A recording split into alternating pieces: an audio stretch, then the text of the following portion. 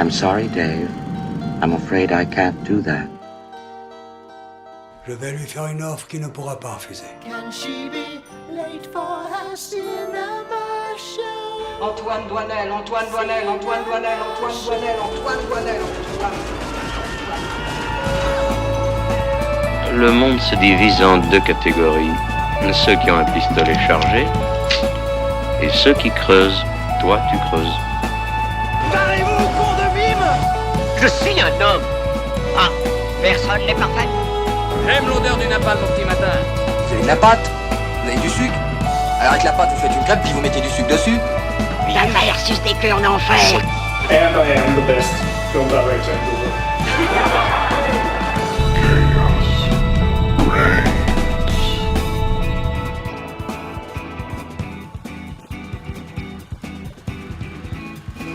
Bonjour à tous et à toutes, vous êtes sur le 102.2 FM, il est 19h02 et c'est The Cinema Show, l'émission préférée des jeunes, des vieux, des morts, des nouveau-nés, des luxembourgeois, des allemands, mais pas de Olivier Boulon, Pancakes and Crêpes et Églantine 29200.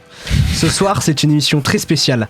Nous sommes entre les Césars et les Oscars, entre la France et Hollywood. Cette position pour une émission, c'est un peu comme être entre deux blagues de Maxime, c'est très difficile de s'en sortir.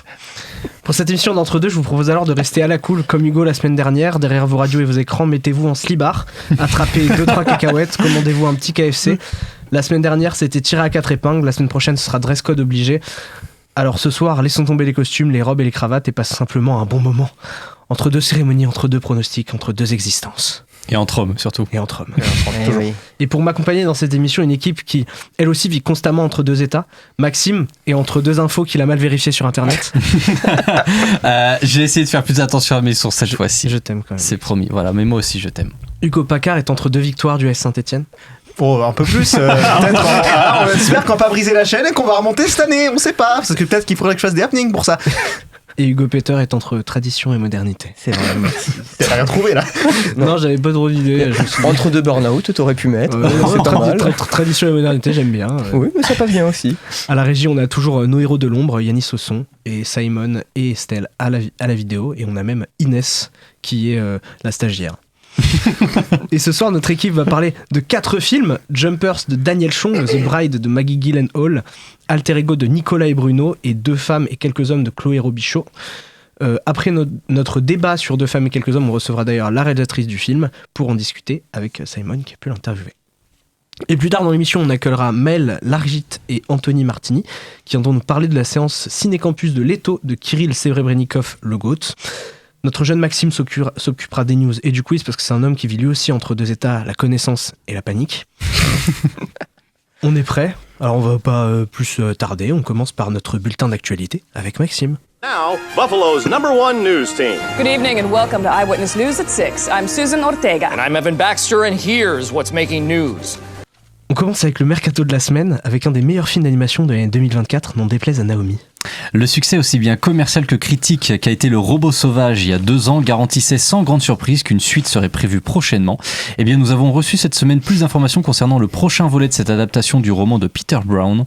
Dans un premier temps, Chris Sanders laissera sa place au réalisateur, à la réalisation, à Troy Quine, à qui on doit le très apprécié film d'animation Nimona sur Netflix. Et il sera accompagné au scénario par Heidi Jo Gilbert, qui a été déjà scénariste du premier long métrage. L'intrigue du film, elle, se concentrera sur Rose et Joliebec qui devront, comme dans le roman initial, s'échapper d'une ferme laitière pour retourner sur leur île. Aucune date de sortie n'est encore annoncée pour l'instant, mais on va suivre ça de très près. On continue ce mercato avec la 20th Century Studios, qui ont décidé de dépoussiérer des vieux cartons du grenier en confirmant la préparation d'un nouveau film Conan le Barbare suite aux révélations d'Arnold Schwarzenegger lors de la Arnold Sport Expo 2026. Oui, le mec a un salon à son nom, rien que ça. L'acteur phare des premiers films de la saga a d'ailleurs donné une idée du scénario du nouveau film. Conan est roi depuis 40 ans et il est devenu suffisant. Il est lentement évincé du royaume, puis il y a des conflits bien sûr, et puis il fait son retour, et puis il y a toutes sortes de folies, de violences, de magie et de créatures. Bon, l'acteur américain compte sur les effets spéciaux et l'argent des studios pour rendre le film grandiose, mais il est important de rappeler que le dernier volet sorti en 2011 avec Jason Momoa avait été un four monumental au point d'être qualifié par son scénariste lui-même de beat de l'année. Reste à savoir si ce énième film de la franchise connaîtra ou non le même sort, sachant qu'aucune date de sortie n'est encore annoncée là aussi. Et on reste sur le thème de la magie évoqué par Arnold pour évoquer autre chose de magique, à savoir la fée Clochette. En effet, Disney serait en train de développer une série baptisée Tink qui mettra en scène la célèbre fée de Peter Pan en prise de vue réelle. Voilà, la dernière fois qu'on a eu la fée Clochette en prise de vue réelle, c'était dans Peter Pan et Wendy, sorti en Disney Plus en 2023, qui a fait un énorme four et plusieurs polémiques. Je parle de tellement de fours dans ces news que je vais probablement ouvrir une boulangerie. Une annonce. Ouais, merci. Ah, il était bien placé lui. Une annonce pas assez surprenante quand on sait qu'un film sur la fée Clochette avait été développé en 2015 mais avait été complètement abandonné. La firme aux grandes oreilles ne souhaite donc pas encore lâcher sa petite touche de magie sur Zelle. Pour l'instant, on n'a toujours aucune info concernant la date de sortie ni même le casting, si ce n'est qu'il sera probablement pas le même que pour Peter Pan et Wendy, afin d'éviter un autre fiasco. Une petite réaction sur ce mercato. Quelqu'un a vu Peter Pan et Wendy? Non, c'était sur Disney+, je m'en fous. Ouais. Non, c'était pas David Lowery en plus. Si, c'est David Lowery, mais il dit qu'ils vont changer le casting parce que la fée Clochette était noire, donc je pense qu'ils vont... Je trouve ça étonnant d'avoir choisi, alors j'aime beaucoup Christopher McQuarrie en tant que scénariste et réalisateur, parce que ce qu'il fait sur Mission Impossible est absolument dingue, mais je trouve ça étonnant de ne pas avoir rappelé John Milius, qui est toujours en vie et qui avait en plus un projet de trilogie à la base autour de Conan, pour pas boucler ça, mais bon, je suis toujours content de voir Schwarzenegger faire des trucs cool. Donc, mais il n'y en a pas eu tant de ça de films Conan? 4 je crois. Il y en a eu 3. 2 avec Schwarzenegger et 1 avec Momoa. Ouais, mais je pense que le beat du film avec Momoa, c'est principalement parce que c'était par Schwarzenegger. Genre, si ça avait été Schwarzenegger, le film aurait peut-être eu une. Parce que c'était un reboot façon année 2010, un peu plus sérieux aussi.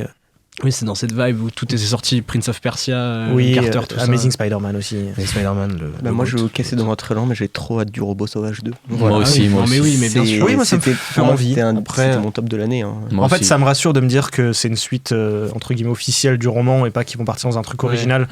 Parce que sinon ça aurait été un petit peu casse-gueule, mais je pense que ça sera quand même mieux qu'un certain film dont je peux pas citer le nom parce que peut-être qu'on va en parler pendant cette émission et qu'il abordera bien mieux les thèmes comme le premier. Il va être chiant Hugo ce soir. Le réal de Nimona, il a tellement galéré sur Nimona que ça fait plaisir de le voir faire un film qu'il va pas faire en 10 ans. Alors, je n'ai pas vu Nimona, mais j'arrête pas d'en voir que des bons échos. C'est cool Nimona, c'est cool, mais en gros c'est un film qui a été annulé par Blue Sky, je crois. Il a travaillé pendant des années dessus, il a été annulé par Blue Sky et puis il a été récupéré par Netflix, mais genre il a galéré pendant des années pour le sortir.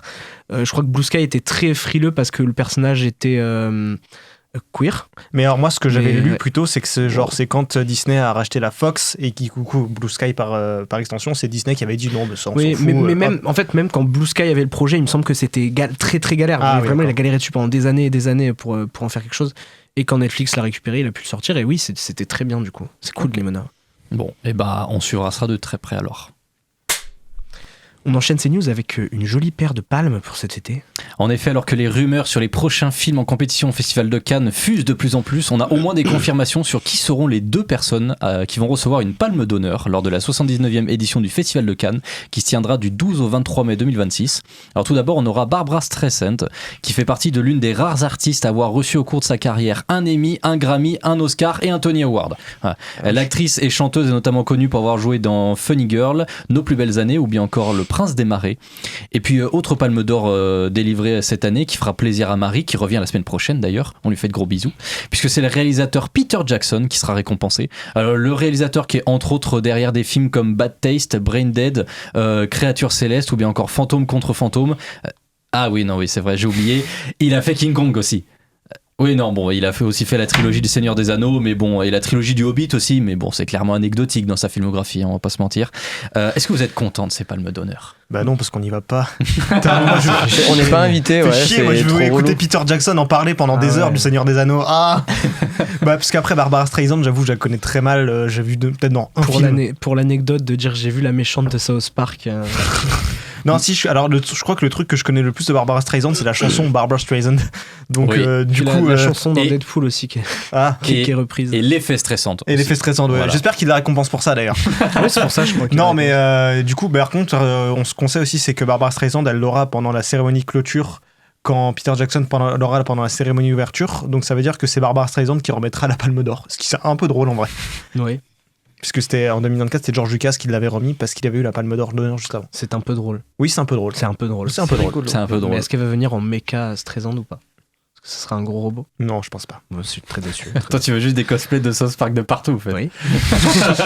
Pour Mais lui, est-ce qu'il y aura il voit la vie comme South Park, Lucas. Ah ouais. On s'en rend pas compte. J'espère qu'ils vont raconter, que ce soit pendant la cérémonie d'ouverture et la masterclass de Peter Jackson, que quand Aragorn il met un coup de pied dans le casque, en fait il s'est vraiment fait mal, l'acteur. Attends, est-ce que tu peux m'expliquer cette anecdote? Parce que je crois pas que je la connaisse. Non, mais je pense que t'en as rien à foutre de cette anecdote. Elle est complètement con, votre anecdote. Et bon, bah. Et il a fait les Feebles, Peter Jackson aussi. Pardon, Et il a produit Tintin. Et j'espère C'est qu'on vrai, aura c'est peut-être vrai. une annonce de suite de Tintin, s'il te plaît. Moi, c'est pas pour être honteux, mais je n'ai vu aucun film de Peter Jackson. Allez. Voilà. Moi non plus. On y va. Voilà. Allez. T'as pas vu le Seigneur des Anneaux? Non. Enfin, Ouais, allez, on enchaîne. Transition. On termine ces news avec des tronches qui reviennent beaucoup, mais qui ne reviennent pas à tout le monde. Le 24 février, Télérama publiait sa une en titrant « Mais où sont les nouvelles têtes ?» suivi d'un article posant la vérité suivante: le cinéma français manque cruellement de diversité. Le journal reproche au film français de toujours mettre en avant et de choisir les mêmes actrices et acteurs depuis des années. On retrouve sur cette une Pierre Ninet, Gilles Lelouch, Romain Duris, Jean Dujardin, François Civil, Virginie Efira, Camille Cotin et Adèle Exarchopoulos. Que des acteurs et des actrices incontournables et ultra bankable depuis 10-15 ans qui ont plusieurs points communs. Ce sont des personnalités toutes blanches, cis, hétéros et francophones. Mais alors, où est cette superbe diversité pourtant vantée dans les discours engagés et réussis, non, qu'on a pu entendre durant les Césars, qui est devenu Abou Sangaré, par exemple, lauréat du César de la meilleure révélation masculine en 2025.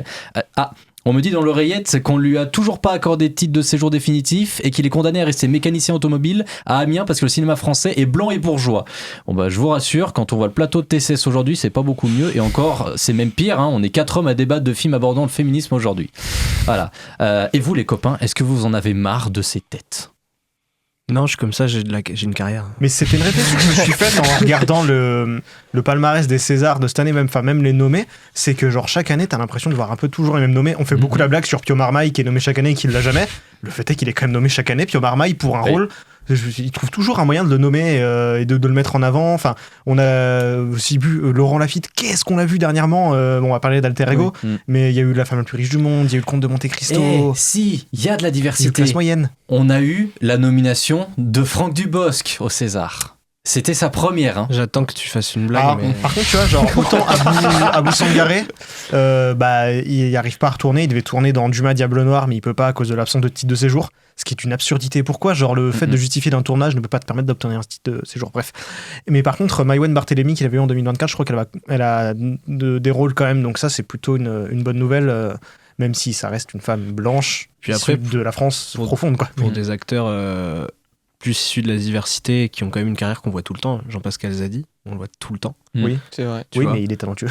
Oui, et alors les autres aussi, mais sont talentueux. Abou Sangaré aussi, il est talentueux. Oui, puis tu vois, par exemple, on refuse de donner un titre de séjour vraiment définitif à Abou Sangaré, qui pourtant avait fait une belle prestation et tout. Et par contre, à Georges Clooney, on lui a donné on lui a donné la citoyenneté française sans aucun problème. Oui, parce que il fait du super café. Ouais. Alors Georges Clooney, c'est Georges Clooney, quoi. Alors qu'il parle 3 mots de français, alors qu'Abou Sangaré, lui, il n'y a pas de problème. Donc franchement, je comprends juste pas. Aucune idée de comment ça fonctionne. Vous avez vu la réaction de Gilles Lelouch qui a dit ouais, quand même 250 films français par an, moi je suis dans un par an, ça fait 249 sans mois. Oui, mais sur une période de 5 ans, enfin je veux dire. Ça c'est de la réponse. Sur une période de 5 ans, combien de films il y a avec Gilles Lelouch? Enfin, genre juste rien que le fait de le voir une fois par an, c'est déjà énorme. Aux États-Unis, il y a déjà un problème il y a déjà un problème similaire, il y a beaucoup de têtes qui reviennent, mais il y a des têtes par exemple, genre DiCaprio, tu le vois pas non plus tous les ans par exemple. Bah au fait, surtout le vrai problème, c'est qu'on pointe le fait que ce soit les hommes blancs cis hétéros qui sont toujours là-dedans, et celui qui dit qu'il trouve ça absurde, c'est un homme blanc cis hétéro. Et il se défend en disant oui, mais regardez, dans L'Amourouf, pendant 1h30, il y avait 2 acteurs inconnus. Alors Mallory Vanek, je suis désolé, mais elle était pas si inconnue que ça. Et puis en plus, ça veut dire que l'autre non, elle avait déjà fait Les Pires, elle avait déjà fait plusieurs films. C'était pas ultra, genre elle a explosé après L'Amourouf, Mallory Vanek. Ça a été un énorme tremplin pour elle. Ouais, mais sauf que ça veut dire que pendant 1h30 de L'Amourouf aussi, il reste quand même François Civil et Adèle Exarchopoulos, quoi. Surtout qu'en plus, c'était la partie la plus. Enfin, elle était un peu plus courte que la première partie, ouais. Et pourtant on a fait la promo de fou sur François Civil et Adèle Exarchopoulos, alors que c'était pas vraiment eux les vrais stars, et ceux qui sont vraiment démarqués dans ce film. Donc voilà. Bon, merci Maxime pour ces actualités. Et on va maintenant passer au débat de la semaine.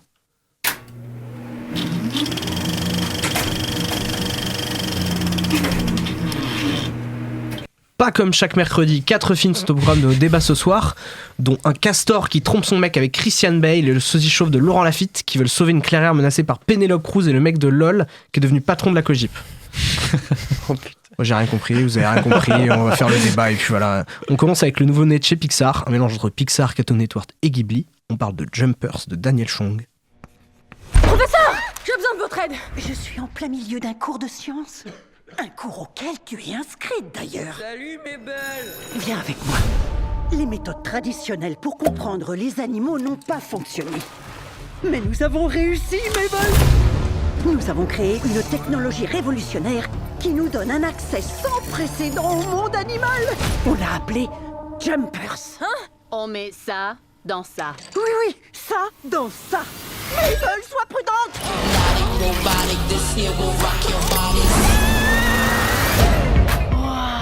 Et ils étaient dans la même tanière. Mais non. Je comprends. Mais Mais c'est incroyable. Hey, comment tu t'appelles, Castor? Mabel. Si tu veux vivre ici, tu devras apprendre la loi de l'étang. C'est quoi la loi de l'étang? Oh, ok, annule tous mes rendez-vous, hein? Et accueillons Mabel, les amis. Loi de l'étang numéro 1. Apprends à connaître les tiens. Oh, t'es en forme, Jeanne? Tom, Raymond, Colette, Laurence, Pierre, Paul, oh, Jacques. Bon, oui, c'est surpeuplé. Mais on est toujours vivants. Loi numéro 2. Quand tu dois manger, mange. Comment il a eu la petite couronne? C'est ça ta question. Amis animaux, les humains nous ont volé cette petite parcelle de terre. Salut, toi. Et il faut qu'on riposte. J'ai l'impression que Mabel est devenue une chef rebelle vénérée. Écoute-moi bien, on n'utilise pas un saut technologique pour bouleverser l'eau. Elle a trouvé le bouton. Le grand conseil des animaux a été convoqué. Le castor antipathique a raison. Ouais. Leur fourberie s'arrête ici et maintenant. Ouais. Allons zigouiller le roi des humains. Ouais. Attendez, zigouiller? Ils nous zigouillent bien, alors pourquoi on les zigouillerait pas? Je crois pas qu'on ait vraiment besoin de zigouiller. Zigouille, Ça a été féroce. Everybody here get it out of control. Par ici! Votre vie est en danger. Vous devrez faire exactement ce qu'on vous dira. Harry. MDR. Jerry, je veux dire. Démarrez maintenant. Fusée. Mabel, une adolescente passionnée par les animaux, saute littéralement sur l'occasion d'essayer une nouvelle technologie révolutionnaire permettant de communiquer avec eux d'une manière totalement inédite. En se glissant dans la peau d'une adorable castor, conçue par des scientifiques visionnaires, ce dispositif permet de transférer la conscience humaine dans le corps des robots animaux plus vrais que nature. Mabel se lance alors dans une aventure unique et riche en découvertes au cœur du règne animal. Dans le casting VO, on retrouve Piper Curda, Bobby Moynihan, John Hamm, Meryl Streep, Dave Franco. Et dans le casting VF, on a Mallory Vanek, Artus, Melha Bedia, Alison Wheeler, Elias Changel ou encore Annie Le Hudek. Mon petit Hugo Peter, qu'est-ce que tu as pensé de Jumpers? Moi j'ai adoré Jumpers parce que c'est un film qui est quand même très good vibes, mine de rien, j'ai trouvé. Artus se démerde quand même très bien. On en discutait rapidement pendant l'abondance, mais en fait, le rôle George, c'est vraiment le rôle qui lui colle parfaitement. Donc ça passe trop bien. Mallory se débrouille extrêmement bien aussi en Mabel, ça y a pas de souci. Donc en fait, d'un point de vue VF, moi je me suis régalé. Alison Wheeler sur le requin. Alors, Vivi, c'est lui. Alors, tu sais quoi, je sais même pas que c'était elle. Je l'ai découvert là. Mais non, globalement, le film est vraiment cool. Il y a une bonne VF, il y a une bonne BO aussi. C'est important de le souligner, surtout dans les films d'animation. Et globalement, c'était quand même vachement bien, surtout en IMAX. Hugo. Alors moi déjà j'arrive à ma séance 4DX et il n'y a pas la 4DX. Donc bon, je me suis fait rembourser pour tous ceux qui veulent tous les petits détails. Je trouve que c'est un film macroniste, Jumpers. J'ai détesté. Genre j'avais mis 3 étoiles à la sortie, je pense que je vais rebaisser la note. Honnêtement, genre un film qui te dit... Ah là là, non mais franchement les jeunes, l'écologiste là, déjà vous faites ça par égoïsme, hein, parce que genre Mabel dans le film on te dit qu'elle veut sauver la clairière, mais en fait elle veut pas sauver la clairière par volonté écologiste. Non, c'est parce que ça lui rappelle les souvenirs de sa grand-mère en fait au fond. Donc au fond les écologistes sont véritablement des égoïstes. Et en plus, ah là là, mais vous pouvez pas chercher un compromis avec le capitalisme plutôt. C'est tellement pas du tout le message du film. Bah ce que si, t'es en train de dire, complètement mec. Genre non, le coup de c'est des égoïstes pas du tout. C'est pas du tout la seule écologiste du film. Tu vois qu'il y en a d'autres qui essaient d'avoir des actions, mais c'est la seule sur laquelle on a ce point de vue là. Oui, mais sauf que par contre derrière on lui dit, enfin genre globalement le film il dit tu dois chercher un compromis avec le maire capitaliste qui de toute façon a décidé que la rocade se ferait quand même. Donc, c'est-à-dire que le film va en fait amener à globalement dire ça sert à rien de se rébeller. Et quand il y a une vraie rébellion qui arrive dans le film, on la montre comme quelque chose de négatif, comme quelque chose qui est pas nécessaire. Le film fait une comparaison intéressante parce que il essaye de se comparer à Avatar. Il dit oh là là, c'est comme dans Avatar. Sauf que Avatar, c'est mieux. Avatar, il montre frontalement le fait que le combat révolutionnaire, il faut l'amener, enfin, il faut l'assumer. Là, en fait, on nous dit globalement que il faut discuter les uns et les autres parce que la violence n'est pas la solution. Pourtant, à chaque fois que la violence est dans le film, la violence finit par amener une solution. En fait, ce film m'énerve parce qu'il enjoint à ne pas chercher à globalement se rebeller contre un système, quoi. Mais du coup, je suis plutôt d'accord avec le film. C'est pour ça que je l'ai bien aimé. Ouais, non, mais c'est pour ça que ce film m'énerve. Même les personnages, en fait, on finit par montrer aussi que genre tous les gens qui ont soi-disant un intérêt révolutionnaire sont égoïstes. Le méchant du film, on te dit que sous ses attraits de regarder, il veut faire la révolution et tout, il veut amener un nouvel ordre dans le monde des animaux, mais en fait, il veut dominer les animaux à la fin. Donc en gros, on te dit non, mais n'écoutez pas les gens qui veulent faire la révolution, changer le système. De toute façon, c'est des égoïstes qui veulent le pouvoir pour eux. Faites confiance au capitalisme, ça a bien marché depuis des années. Ça m'énerve en fait. Ce film m'énerve. Le film dit faites confiance au capitalisme. J'ai l'impression que t'as juste le somme que t'as pas eu ta 4DX. Non, vraiment, j'ai vraiment vécu le film comme ça. Et genre, ça m'énerve qu'on serve ce genre de film aux gamins. Ça me rappelle un mauvais DreamWorks des années 2000. Vraiment, je trouve que c'est un des pires films Pixar. Revoyez Wall-E en fait, bordel. Revoyez Wall-E et ses messages écologistes. C'est tellement à l'opposé de Jumpers. Voilà, n'allez pas voir Jumpers, allez voir Wall-E. Moi, je trouve ça fou que tu prennes le film comme ça, alors que je le vois vraiment comme quelque chose de beaucoup plus innocent et beaucoup moins violent que ce que t'es en train de décrire, quoi. T'as juste pas eu ta 4DX, c'est tout, c'est pas grave, voilà, arrête. Vous saurez que j'ai raison, bande d'enculés. Non, moi je suis pas d'accord. Maxime. Alors, moi je vais pas être aussi négatif que Hugo. Parce qu'il y a Wall-E dans le film. Mais je vais pas être aussi positif que Hugo. Cette phrase est géniale. Alors, au fait, c'est très simple. Moi, je pourrais un peu définir mon visionnage et mon ressenti de ce film comme... C'est pas un mauvais film d'animation, c'est un film d'animation que j'ai trouvé plutôt sympathique, mais par contre c'est un Pixar mineur. Et c'est ce que je disais, je pense que d'ici 10-15 ans, c'est pas le Pixar auquel on pensera ou l'un des Pixar auquel on pensera quand on te dit Pixar. Parce que je trouve que, et là je rejoins complètement sur ce qu'a dit Hugo, je trouve qu'il y a clairement un manque de subtilité profonde et un manque d'intelligence dans la manière de faire passer le message et de faire passer les messages du film. En l'occurrence, un message sur la protection de l'environnement, sur la protection de la biodiversité et du monde animal. Et pas que, parce qu'en fait, le film il fait une double métaphore aussi avec le colonialisme, en anthropomorphisant ces animaux, en faisant vraiment une sorte de système politique avec des rois et tout. Complètement. Mais je suis d'accord sur le fait que tu disais aussi revoyez Wall-E. Je suis d'accord parce que Wall-E arrivait à faire passer tous ces messages de manière beaucoup plus ingénieuse et de manière beaucoup plus subtile, sans aucun dialogue pendant 45 minutes, en étant complètement muet. La moitié de Wall-E est muet et arrive à mieux dire les choses qu'un film qui parle. Donc ça, je trouve déjà que c'est pas problématique, mais en fait, le problème, c'est que j'en attendais tellement mieux de Pixar, parce que Pixar nous habitue à tellement mieux dans leurs messages, dans ce qu'ils font. Et alors, c'est peut-être pas un petit peu plus personnel, mais je trouve que l'humour, pas forcément on a une place trop importante, mais il y a une modification dans la manière d'inclure l'humour. Je trouve qu'on a un humour qui de plus en plus s'enfonce dans un humour très cartoonesque, très millénial dans l'humour. Ouais, c'est un humour un peu type génération de TikTok. Alors, déjà, le personnage principal a clairement un trouble hyperactif ou une connerie parce qu'en fait, c'est une pile électrique pendant tout le film.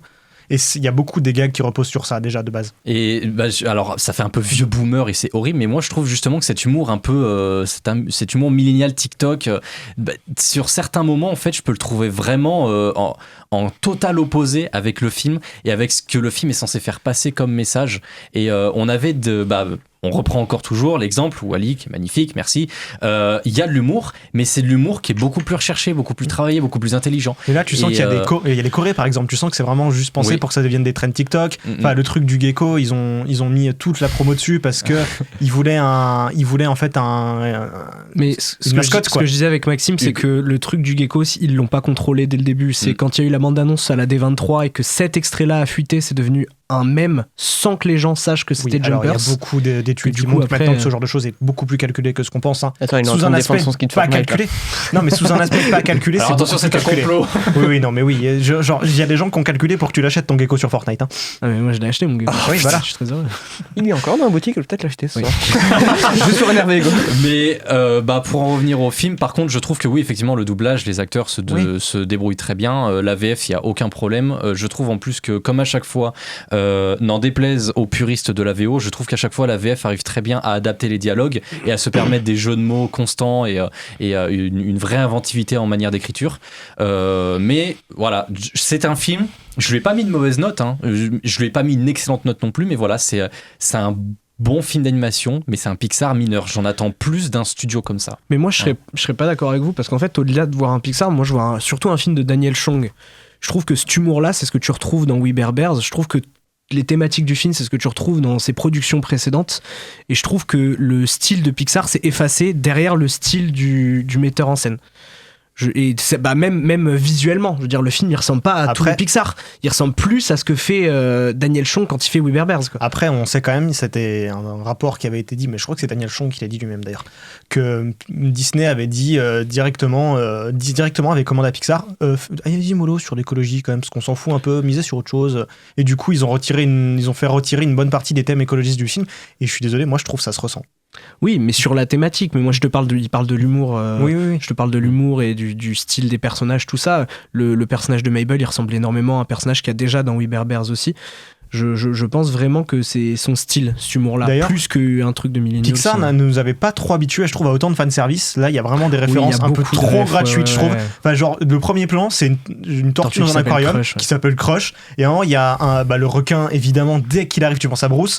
Tu vois, il y a un moment, il y a un tableau avec What Me Rêve, genre transférer nos consciences dans des voitures. Cling. Ah putain, il y a ça. Oui, il y a ça. Transformer des cris en énergie. Cling. Il y a aussi Wall-E, il y a le petit robot qui nettoie, il y a le collier pour chien de là-haut et il y a Sox de Buzz l'éclair. De Buzz l'éclair, wink, tu vois, genre, et tu fais, c'est un peu lourd. J'avoue que sur les refs, effectivement, on les a vus plus subtils, mais là, c'est vraiment. Ouais, mais on les implante au forceps. Après, non, on les implante pas au forceps. Je les ai pas vus. Quart de seconde. Tu regardes pas, tu les vois pas. Je trouve que ça fait vraiment ref comme ils faisaient dans Wish. J'en ai vu il les a pas vus. Après, moi, j'étais juste à fond dans le film. Faut être franc. Moi, j'étais trop pris dans le film. Il est super entraînant. Enfin, je trouve que le rythme marche très bien. Le rythme, ça, il y a pas de souci. Il est bien rythmé, on s'ennuie pas. La dernière partie du film, je la trouve extraordinaire. Je trouve qu'il y a une folie et un lâcher prise dans cette dernière partie, dans la course poursuite avec le requin, dans ce que devient le méchant, sans spoiler. Moi j'ai vraiment adoré cette partie là où vraiment t'as l'impression qu'ils s'envoient tout se faire foutre. Je trouve ça très rigolo. Mais du coup le maire de la ville, c'est le GOAT. Ouais, mais on peut le comparer à qui, nous? À Macron. Je suis désolé, pour moi c'est Macron. Quand est-ce qu'il a fait une rocade, Macron? Tu comparerais à qui? Moi, je sais pas. Je verrais un gars style, je sais pas, Eric Ciotti ou Christian Estrosi, tu vois. Ouais, tu vois, un gars plus jeune. Un gars plus jeune peut-être. Plus jeune? Ouais. De droite. Bernard Tapie. Non, plus jeune de droite. Je vois où tu l'emmènes, Lucas. Je vois où tu l'emmènes, c'est dangereux. On va avoir des problèmes. Bon, après de faire des rocades. Ok, bon. Non, mais les censurés dans le chat Twitch, je peux pas le dire. Eh ben, écoutez, vive Pixar, sauf pour Hugo, apparemment. Je suis désolé, il y a Hugo dans le chat qui a dit c'est le biopic de l'autoroute A69 entre Toulouse et Castres. C'est vraiment ça. C'est un peu vrai. Bon, on passe à notre première pause musicale et je me suis dit, moi je suis un peu une boss lady en vrai. C'est vrai. Non, voilà, moi je vais mettre une musique de boss lady pour cette émission d'entre-deux, ça me paraît correct. Donc c'est une musique de Logan Paul. Non. On s'écoute donc une des plus grandes boss lady actuelles, Jenny. Come on, it's gonna be fucking hard.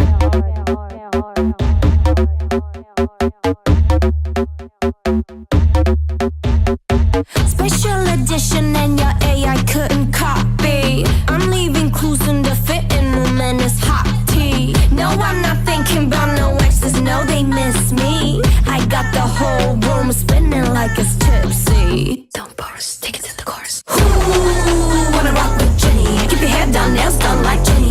Else got him obsessed like Jenny. Like Jenny. I think I really like Jenny. Haters that don't really like Jenny. Cause they can never ever be Jenny. But have you ever met Jenny? It's Jenny. But have you ever met? But have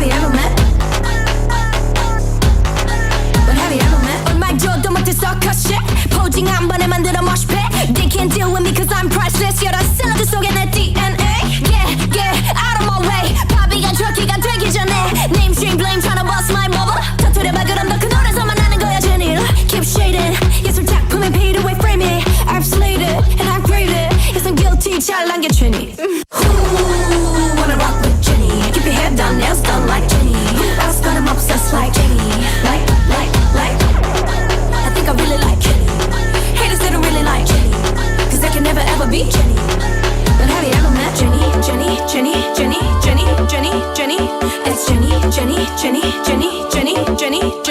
Like Jenny. Rock with Jenny. Keep your head down, nails done like Jenny. Who else got him obsessed like?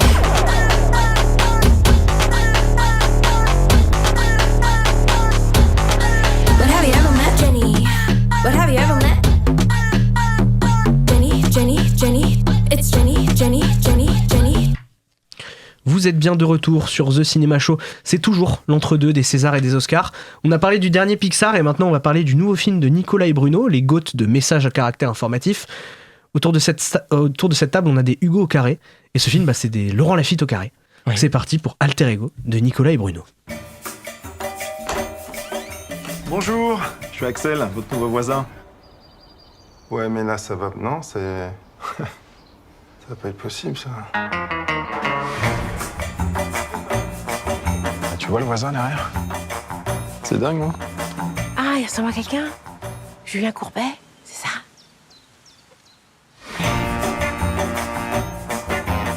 Enfin, Nathalie, ce mec, c'est mon sosie parfait, mais avec des cheveux.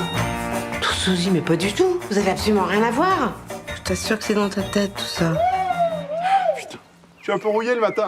C'est dans ma tête, c'est dans ma tête. Ouh, c'est dans ma tête.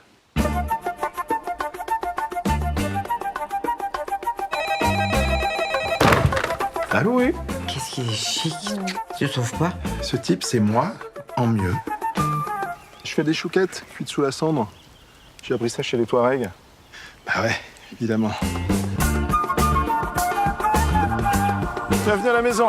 Bravo, mon amour. C'est génial. À partir de maintenant, passe en mode bagarre. Physiquement? Il y a un truc qui cloche avec ce mec. Je suis sûr qu'il cache quelque chose. Qu'est-ce que tu fais? Il y a un petit souci avec moi? Attends, ta gueule, hein! Ouais. C'est en train de dérailler complètement, hein? Que je me mets tout le monde dans la poche, et nanani nanana. Vraiment, ouais, la tête de con. C'est vraiment la tronche du con, du gros connard de merde.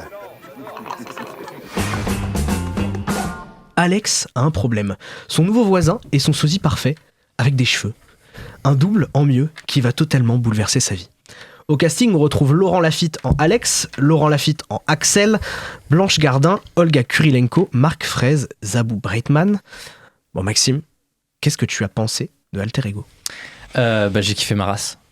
J'ai vraiment adoré mon visionnage de A à Z et pourtant j'étais un peu mitigé sur la bande-annonce et sur ce que le film pouvait donner et au final j'ai vraiment adoré mon visionnage déjà parce que dès le début il te montre tout de suite que ce que tu t'attendais quand tu voyais la bande-annonce c'est pas du tout ce à quoi tu vas avoir comme résultat final et j'ai trouvé dans ce film déjà, il y a un côté qui me rappelait énormément un film que j'ai beaucoup apprécié l'année dernière qui s'appelle Animal Totem. Des gars, c'est les gars du studio Groland. Oui, donc c'était juste rappelé du pieux, quoi. Et ça m'a rappelé, évidemment. Voilà, non, mais oui, parce que c'est vraiment l'influence du film, quoi. Bien sûr, il y a une vibe du pieux, ça se ressent, et ça va pas aussi dans l'absurde que du pieux, mais ça reste un petit peu dans le ton un peu comédie noire grinçante que peut y avoir certaines fois dans les films de Dupieux. Et moi, j'adore. J'adore la mise en scène. Je trouve que la mise en scène est superbe dans le film et surtout qu'elle correspond très bien à ce que le film veut dire et à ce que le film veut te montrer. Je trouve évidemment que Laurent Lafitte est absolument incroyable dans le film. Lequel? Les deux.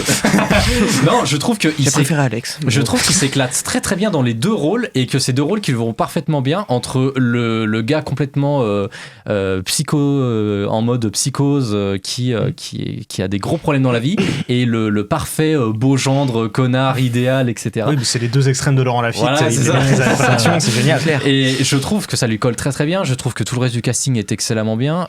Puis je trouve on va pas en parler, mais tous les retournements de situation avec les retournements de situation finaux. Mais qui arrivent très tard. Qui arrivent Ça arrive super tard dans le film, mais c'est tellement drôle. Mais je trouve qu'on est très bien récompensé à la fin, tu vois. Oui, bien sûr. Les 10 dernières minutes. Quoi. Ça arrive très tard, mais putain, quand ça arrive, c'est trop bien. Et non, franchement, le film est génial. Attends, j'ai passé un trop bon moment. T'as pas entendu un mot? Ah oui, ça c'est vraiment la meilleure scène du film. Cette séquence complètement débile. Incroyable.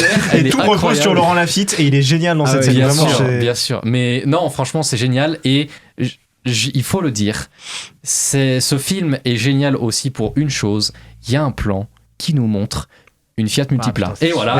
Oui, c'est vrai. Fiat Multipla, c'est un gage d'un bon film. Je pensais qu'il allait dire le cul de Laurent Lafitte, moi. Mais quand? Non, mais j'ai pas dit non. J'ai dit quand? Quand il y a le collègue, quand il est enfermé dans sa voiture, dans les dernières scènes, et son collègue arrive. Et c'est un Fiat Multipla. Oui, c'est un Fiat Multipla. C'est drôle. Quand je l'ai reconnu direct aussi, franchement. Je l'ai vu, je fais oh. Je l'ai pas vu. Vraiment, j'étais trop content de voir un Multipla. Non, je l'ai pas du tout remarqué. Hugo Paccard. Moi, je suis très client de Nicolas et Bruno. Moi, dès que j'ai vu la Cogip, j'ai fait une standing ovation, bien sûr. La Cogip, c'est vraiment génial. Dès que j'entends une voix en mode message à caractère informatif, quand il est au téléphone. Oui, bonjour, j'aimerais parler à monsieur Axel Chambon. Ça me fait mourir de rire. Non, franchement, je trouve que le film, il maîtrise parfaitement son humour en se basant sur des scènes qui sont ultra cringe. Genre, il y a un malaise constant dans le film et tout l'humour vient de là et tu peux pas t'empêcher d'exploser de rire, je crois. C'est vraiment génial. Laurent Lafitte, il joue parfaitement face à lui-même. Il maîtrise totalement le truc, mais tous les acteurs à côté sont exceptionnels. Blanche Gardin, elle est trop drôle. Marc Fraise, la scène où il essaie de l'appeler au téléphone et qu'il tombe sur son répondeur. Un super body, Marc Fraise aussi. Un très beau body. Oui, body de yoga, mon dieu. Là là, mon dieu, mais c'est trop drôle. Et Kurilenko aussi, qu'on voit très rarement jouer en français. Et là, ça m'étonne tellement qu'elle ait accepté ce film-là. Oui, putain, c'est trop drôle. Genre sa carrière, c'est Thunderbolt alter ego. Oui. Quoi bah oui, c'est Thunderbolt. C'est Taskmaster. C'est Taskmaster. Putain, oui. Non mais quand tu sais qu'elle a quand même été James Bond girl et qu'elle là, elle atterrit chez Nicolas et Bruno, c'est trop drôle. Franchement, je trouve que le film il est exceptionnel. Donner un César à Laurent Lafitte, mais pour ce film-là en fait, c'est clair. Vraiment, genre c'est con, il va payer sa date de sortie, il sera jamais nommé pour l'année prochaine, mais franchement pour sa double performance, il le mériterait amplement. Ouais. Hugo. Bah moi j'ai trouvé le film quand même très drôle. Je savais pas que c'était les gens qui avaient fait message à caractère informatique, pardon. Donc maintenant que j'ai enfin compris la Cogip, ça y est, ça m'est revenu d'un coup là. Mais moi j'ai mangé une chou. Voilà, moi j'ai quand même été déçu parce qu'il y a plein de questions qui sont quand même restées en suspens. Ouais, mais c'est la tu vois. Je trouve c'est la blague en fait, c'est le gag du truc. Mais moi tu vois, du coup ça m'a dérangé parce que quand je vais voir un Dupieux, je m'attends à ce que j'ai pas toutes les réponses et juste on te dit allez vas-y tiens on t'a donné ça, maintenant débrouille-toi. Là je m'y attendais pas vraiment. Mais après, autrement, c'est très drôle. Laurent Lafitte est aussi bon en Alex qu'en Axel. Je le préfère même en Axel, en vérité, je crois. Mais après. C'est totalement le propos du film, d'ailleurs. C'est horrible, Axel. Oui. Moi, je déteste Axel. Ah, mais j'adore. Parce que t'as un début de calvitie. Ouais. C'est parce que j'ai très peu de confiance en moi. Non, mais franchement, le film est grave cool. Et ouais, moi, je suis quand même déçu de pas avoir plein de réponses. Moi je pense que c'est ce qui donne le cachet au film, le fait qu'on ne sache pas du tout ce qui s'est passé en vérité. Oui. C'est juste qu'il y a de Laurent Lafitte quoi. Oui. Mais c'est juste trop drôle. Il y a plein d'idées en fait dans la mise en scène ou dans l'écriture qui sont juste genre c'est des idées qui sont évidentes et pourtant fallait les trouver. Le fait qu'il s'appelle Alex et Axel, le coup des maisons, le décor est trop bien pensé. C'est deux maisons. C'est des maisons mitoyennes. Mais en fait elles sont complètement opposées. C'est des maisons miroirs symétriques et je trouve ça génial. Enfin genre c'est plein de petites trouvailles et à travers ça du coup t'as toute cette critique aussi du monde du travail qui rend les gens uniformisés et tout. Enfin c'est totalement en fait c'est à la fois c'est très proche de Dupieux, c'est très dans la critique du monde du travail. Oui, mais du coup c'est ce que j'allais dire, c'est très dans cette vague du cinéma français qui se rapproche beaucoup de Dupieux, qui tend beaucoup à singer Dupieux, en même temps très dans l'univers de Nicolas et Bruno qui critique énormément effectivement le monde du travail et la vie de bureau qui est d'une absurdité. Moi même si du coup c'est une critique qui tend à se disparaître un peu le monde du bureau. Mais... Et quid de Zabou Breitman avec une moustache. C'est trop drôle. Oui. Je suis allé avec Christian, il m'a regardé, il a fait mais elle a une moustache. Ouais, mais ça c'est tout des trucs de caractérisation de personnages qui sont trop drôles. Moi j'aimerais quand même juste dire un truc, je reste très sur ma faim sur le fait qu'on ait ramené Bertrand Goncalves Je sais pas si vous voyez, c'est l'assistant de Alex. Ah oui, je sais pas qui qui est complètement muet et qui pourtant a un talent fou. Oui, alors c'est un mec qui faisait des parodies de bandes-annonces de films français. C'est des parodies à crever. Il vraiment. est en lien avec Canal+, notamment. Il fait des trucs avec Canal et il est à crever de rire. Il est super fort. Et là, on le plante dans le film et il parle pas. Alors que c'est dommage parce que quand il parle, putain, il est tellement drôle. Et mon Dieu, donnez-lui juste des rôles secondaires, pas des rôles tertiaires. Maxime, je suis sûr qu'il y a des scènes où il parle, il doit dire des trucs de ouf et ils les ont coupés parce qu'ils ont dû dire non mais ça sert à rien et tout. Mais vraiment faut le voir sur TikTok, Instagram et tout. Il est très très fort. Goncalves, vraiment allez voir parce que ce gars-là est tellement drôle. Trop fort. Bon, bah du coup j'ai l'impression qu'on a tous apprécié et on vous conseille vraiment Alter Ego. On vous conseille d'aller voir Alter Ego et on continue nos débats avec le nouveau film de Maggie Gyllenhaal avec un casting 5 étoiles, The Bride.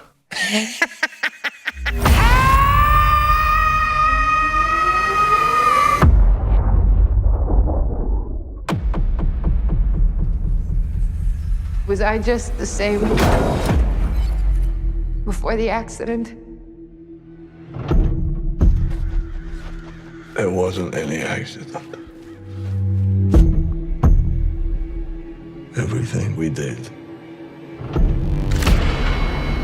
it on purpose.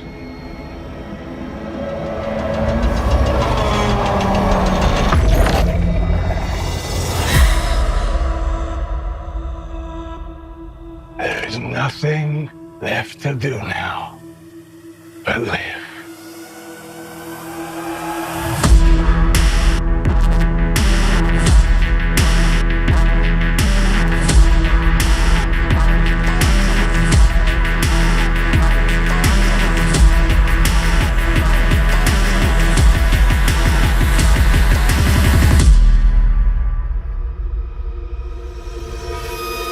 Come on, big man.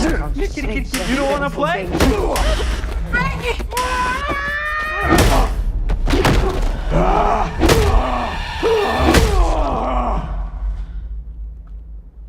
Until death do us part.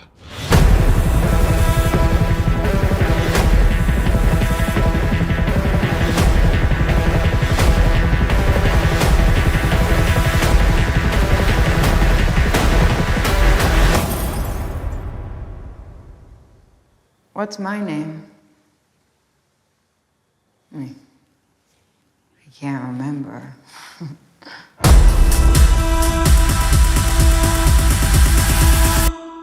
Monstrous.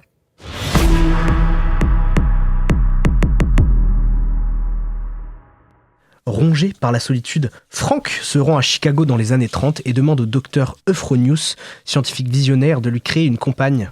Ensemble, ils ressuscitent une jeune femme assassinée et la fiancée prend vie.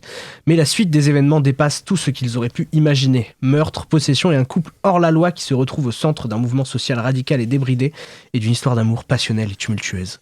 Au casting, Jessie Buckley, Christian Bale, Jake Gyllenhaal, Annette Bening, Penelope Cruz, Peter Skarsgård ou encore John Magaro.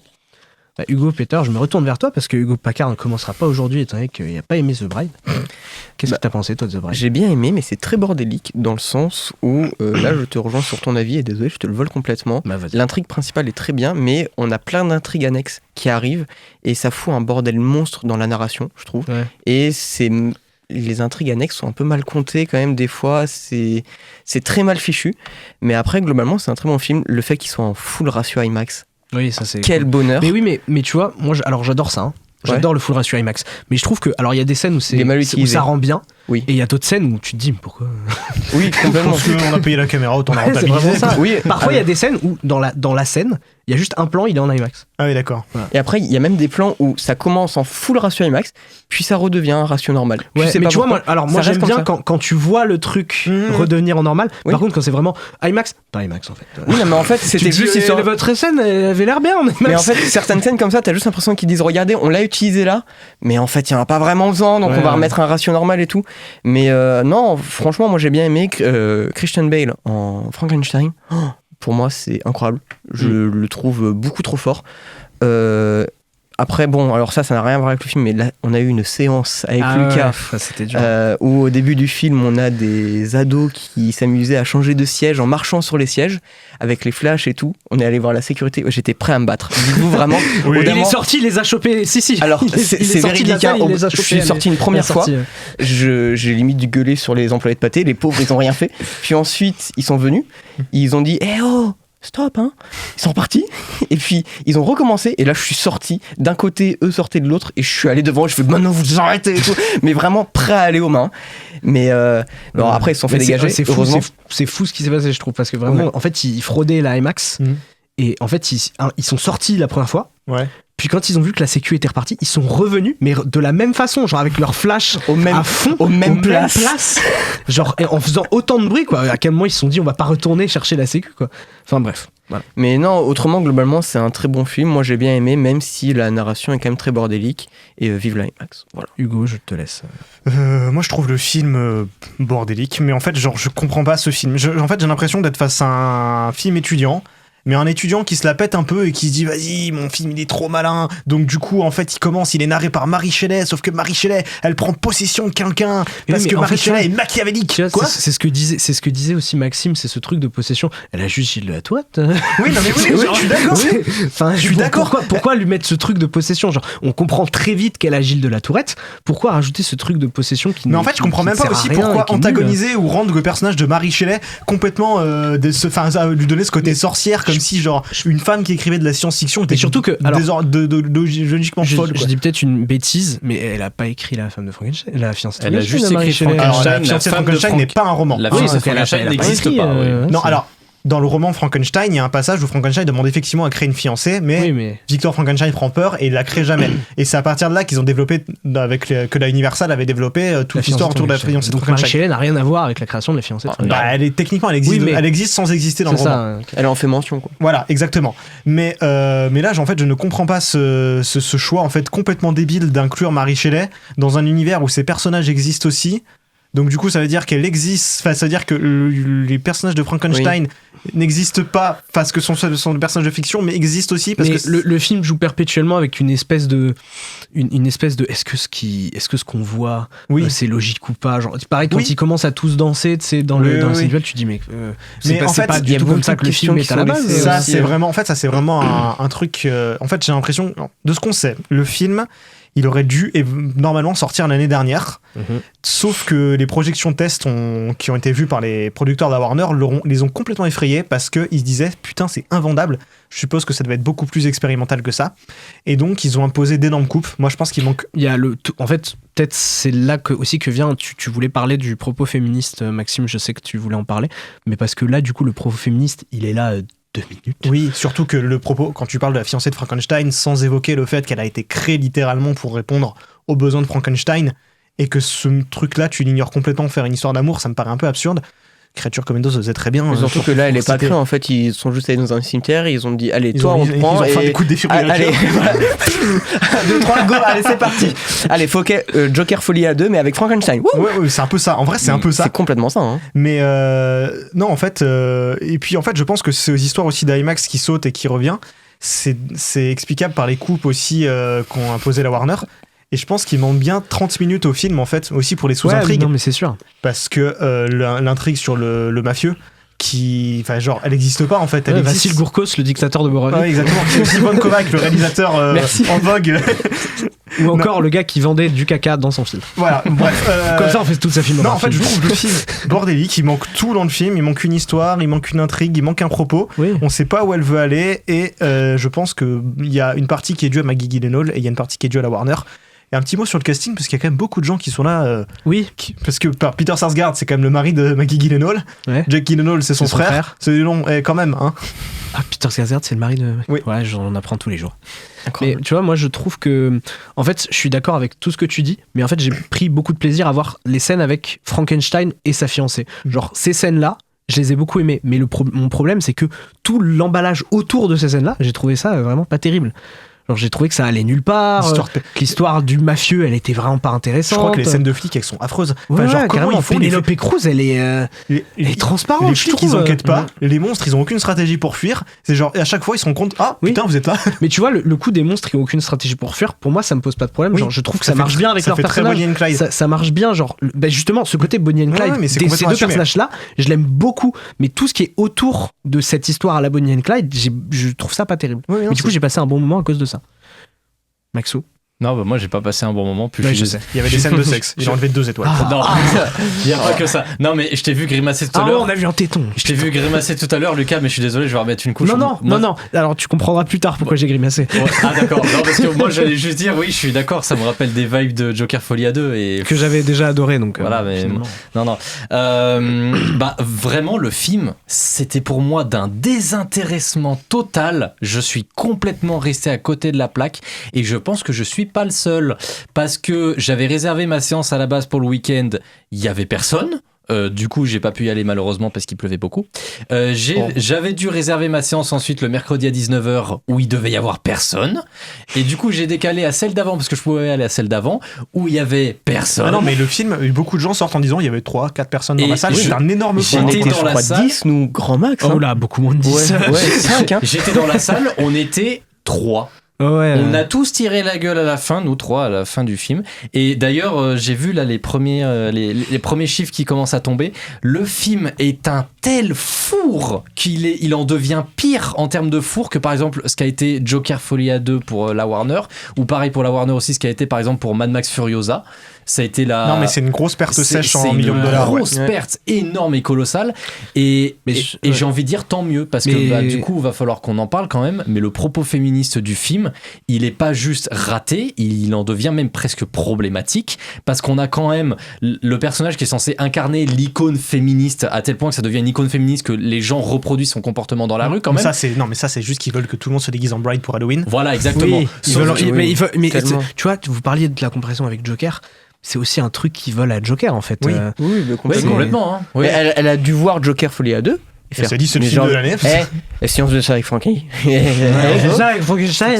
En plus, du coup, ils m'ont répondu vas-y, Christian Bale, tu fais quoi? Et en plus, il y a mon frère, il a les contacts là chez la Warner et on va bien s'amuser. Le vrai problème, c'est que ce propos féministe, en fait, cette personne qui est censée incarner le féminisme dans le film, c'est une personne qu'on décrit et qu'on montre dans le film comme une personne qui est possédée, qui est vue comme possédée et comme folle par les autres personnages. Oui, mais ça, tu vois, pour moi, c'était le fait que le film se passe dans les années 60, 18, 30. Les années 30. Genre le fait de voir une femme avec le syndrome de Gilles de la Tourette, déjà voir un homme avec le syndrome de Gilles de la Tourette dans les années 30, j'imagine pas, mais une femme, c'est vraiment c'est une sorcière. Pour moi, c'est parce que c'est que des hommes qui réagissent comme ça à elle. Mais si c'était que ça, le vrai problème c'est qu'en plus une sorcière, c'est ça le problème aussi.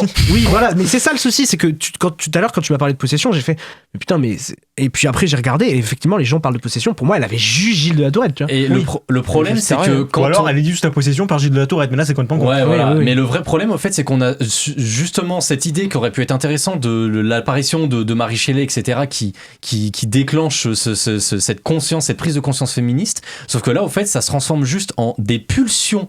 Donc le féminisme est réduit à des pulsions, et en plus de ça on a vraiment ce problème de le féminisme est réduit à 3 choses par Mary Shelley, c'est de la violence, de la vengeance et une haine pure et complètement gratuite, et au fait je ne comprends pas. Et donc du coup au fait on a quelque chose qui est vendu comme un symbole féministe, et quand c'est reproduit au fait c'est juste des femmes qui se déclarent comme étant féministes et qui se griment en la mariée de Frankenstein, qui montent sur des voitures et qui tirent en l'air. Et combien t'as payé Naomi pour dire ça? Je n'ai pas payé Naomi, et d'ailleurs non, c'est pas toi qui as payé Naomi. Non, et c'est là c'est là qui est toute mon inquiétude au fait. Je trouve que déjà on est que des hommes à parler de ce truc là, c'est problématique, et le vrai problème surtout c'est que le film est tellement pas clair que j'étais incapable vraiment au début de me dire alors est-ce que c'est féministe mais j'ai complètement loupé le coche, et surtout qu'en plus je suis un homme donc j'ai une vision qui est forcément biaisée, ou est-ce que c'est parce que effectivement le message féministe est complètement raté, et dans ce cas-là c'est... Mais déjà je pense que c'est ce que dit Hugo, si le film a eu une aussi grosse galère en termes de production, le propos féministe il devait probablement être plus travaillé que ça, et il a complètement sauté. Après déjà un film qui fait l'amalgame entre le docteur Frankenstein et la créature Frankenstein, et qui appelle du coup la créature Frankenstein pendant tout le film. Et alors qu'on a mis 2 siècles à dire que non, c'est pas la même chose. C'est complètement non, parce qu'au début il dit j'ai le nom de mon créateur. Ah, il le dit ? Oui. Ah. Mais je pense sincèrement que si Mary Shelley était encore vivante aujourd'hui et verrait ce film, elle prendrait possession de n'importe quelle femme dans le monde pour tuer toutes les personnes qui sont responsables de ce film. Mais toujours dans les extrêmes. C'est dingue, quoi. Par contre, je tiens juste à dire que on a beaucoup de mal à se mettre dans le film parce que c'est très bordélique tout ça, mais par contre l'ambiance globale du film des années 30, tout ça, une fois que t'es dans le truc, l'ambiance un peu comme du après, voilà. Non mais même l'ambiance, vraiment c'est ville américaine dans les années 30 et tout. Enfin, il y a très peu de couleurs aussi souvent dans les villes. Après quand ils sont un peu à la campagne. Mais les décors sont jolis. Après les décors sont critiquer fous. là-dessus. En fait, c'est dès que t'arrives un peu à te plonger dans le film, je trouve que tu peux un peu plus l'apprécier parce qu'il y a toute cette ambiance, il y a le rythme aussi qui va avec, qui fait que tu te sens bien, mais c'est cool de se plonger dans le truc, quoi. Mais techniquement, il est bien, genre la mise en scène et tout. J'aime bien aussi le concept de Jake Gyllenhaal en star style Fred Astaire. Oui, carrément. Mais par contre, c'est vraiment au forceps dans le film. C'est genre Frankenstein, il est fan d'un acteur, et puis du coup, ils vont sur ses traces. Oui, et oui, puis du coup, ça apporte ces séquences où t'as Frankenstein qui danse. Oui. Et moi, du coup, c'est probablement les séquences que je préfère. J'aime bien ces séquences-là. Quand il danse avec Jake Gyllenhaal et tout, moi, j'ai adoré cette séquence. Quand il danse avec en fait, le film, il est bon sur des moments isolés, quoi. Oui, c'est ça. Mais je suis d'accord. Il est bon en clip Facebook. Tu disais qu'il fallait plonger dans le film. Moi, j'avais juste envie de plonger de sommeil. Vraiment, j'en avais marre. Oui, mais je comprends, mais parce que c'est long. Mais après, moi, quand je pense qu'il manque une demi-heure pour que ce soit plus clair. Bien sûr. Moi, je pense qu'il y a 1h30 de trop. Faut faire une Zack Snyder Director's Cut. Voilà. Bon, eh bien, écoutez, j'ai l'impression que The Bride n'a pas fait l'unanimité. Non. Et dans les salles non plus. Non. Donc, on va passer au dernier film de ces débats. On va parler de Deux femmes et quelques hommes de Chloé Robichaud.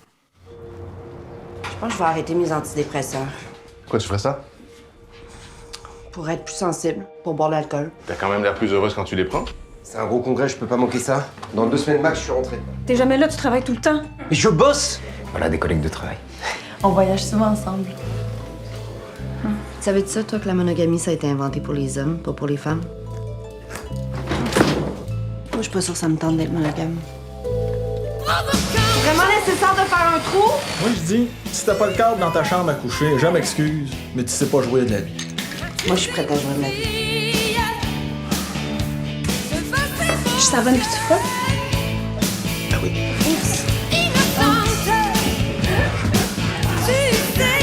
Je pense que ma libido est en train de revenir.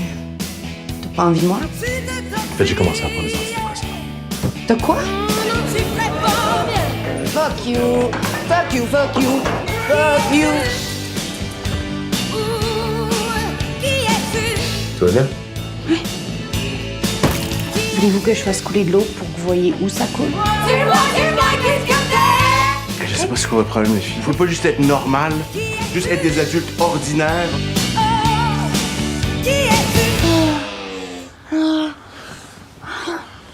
Ah, c'est tout mouillé. Violette et Florence sont voisines de palier et s'observent. L'une en congé maternité est à fleur de peau, l'autre en arrêt de travail ne ressent plus rien. Leur rencontre bouscule soudain leur quotidien monotone et leur regard sur les hommes, et s'il était temps d'envisager une révolution sexuelle.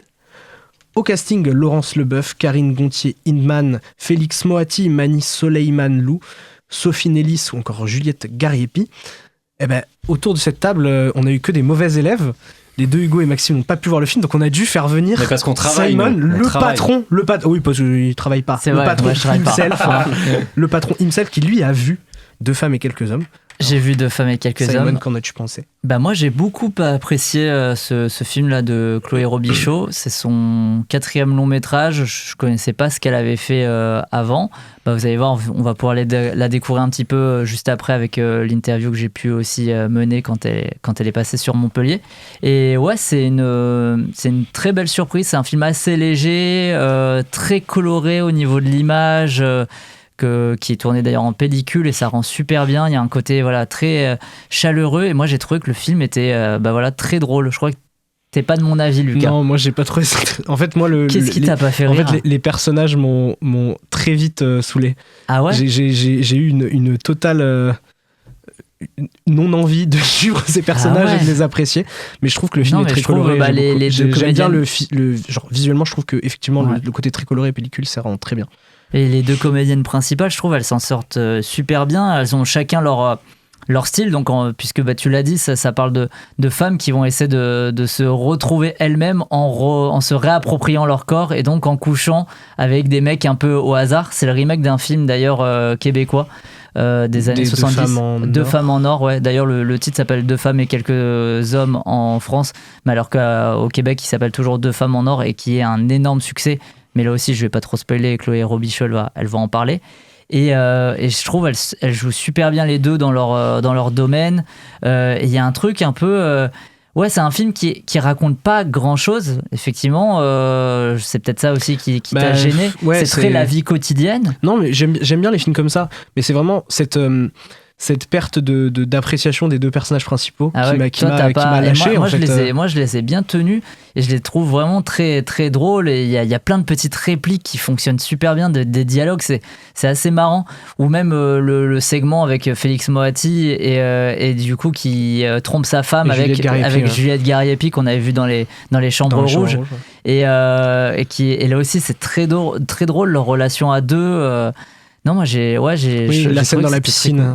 J'avoue que la scène non, j'avoue, j'ai pas trop aimé le film, mais j'avoue que la scène dans la piscine où elle lui dit basiquement t'es moche, mais non, et c'est un film qui fait je trouve qu'il fait du bien et qui est très réconfortant de par son image, mais même de où se passe l'intrigue du film en fait, qui se passe dans une petite résidence donc des bâtiments mais au Québec, et donc il y a un truc on commence à connaître la résidence et les personnages même secondaires qui la composent, et on commence à les connaître juste comme ça par petites touches, et ça peut nous faire rire. Il y a des trucs qui peuvent faire rire au deuxième plan, des choses comme ça. Non, j'ai trouvé que c'était plutôt bien pensé comme film et ça m'a beaucoup surpris. Voilà. Moi j'ai rien d'autre à rajouter, parce que toi... Non, tout ce que j'ai ajouté, ça va venir derrière. Donc, parfait. Donc on va voir ce qu'a à en dire la réalisatrice du film, Chloé Robichaud, tout de suite. Can she be late for her cinema? Loin d'attendre un instant la musique, mais nous avons un invité de marque que j'aimerais accueillir comme il se doit. Aujourd'hui, notre invitée nous vient de loin puisqu'elle vient du Québec, en la personne de Chloé Robichaud. Bonjour Chloé, comment vous allez ? Bonjour, ça va très bien, très heureuse d'être là. On est très heureux aussi de vous accueillir. Alors cette semaine, vous venez nous présenter votre 4e long métrage, Deux femmes en or, renommé Deux femmes et quelques hommes en France. Oui. Déjà, première question. Pourquoi ? Est-ce que vous savez pourquoi on l'a renommé comme ça en France ? De l'avis des distributeurs, c'est que c'est vraiment plus un clin d'œil d'une autre époque. Parce que ce qu'il faut savoir, c'est que le film Deux femmes en or au Québec, c'est un remake. Il y avait un film en 1970 qui était un immense succès, qui s'appelait Deux femmes en or. Donc, on avait envie de peut-être un peu s'en éloigner ici, d'amener un peu la comédie aussi par le titre. Donc, je pense que Deux femmes et quelques hommes, on sent quand même l'humour. Donc, c'était le choix. Et donc vous, est-ce que vous pouvez nous parler un petit peu plus de cet impact qu'a le film original de 1970, c'est ça 1970 du réalisateur Claude Fournier. Ouais. C'est quoi un petit peu l'équivalent que nous on aurait c'est quoi Emmanuel, je vous dirais que c'est un peu, pas tout à fait dans le ton, mais quand même c'était le même genre d'élan, révolution sexuelle, il y avait comme soudainement un décloisonnement, on se déshabillait carrément à l'écran, et Deux femmes en or, ça incarnait vraiment ça, vraiment la révolution tranquille au Québec.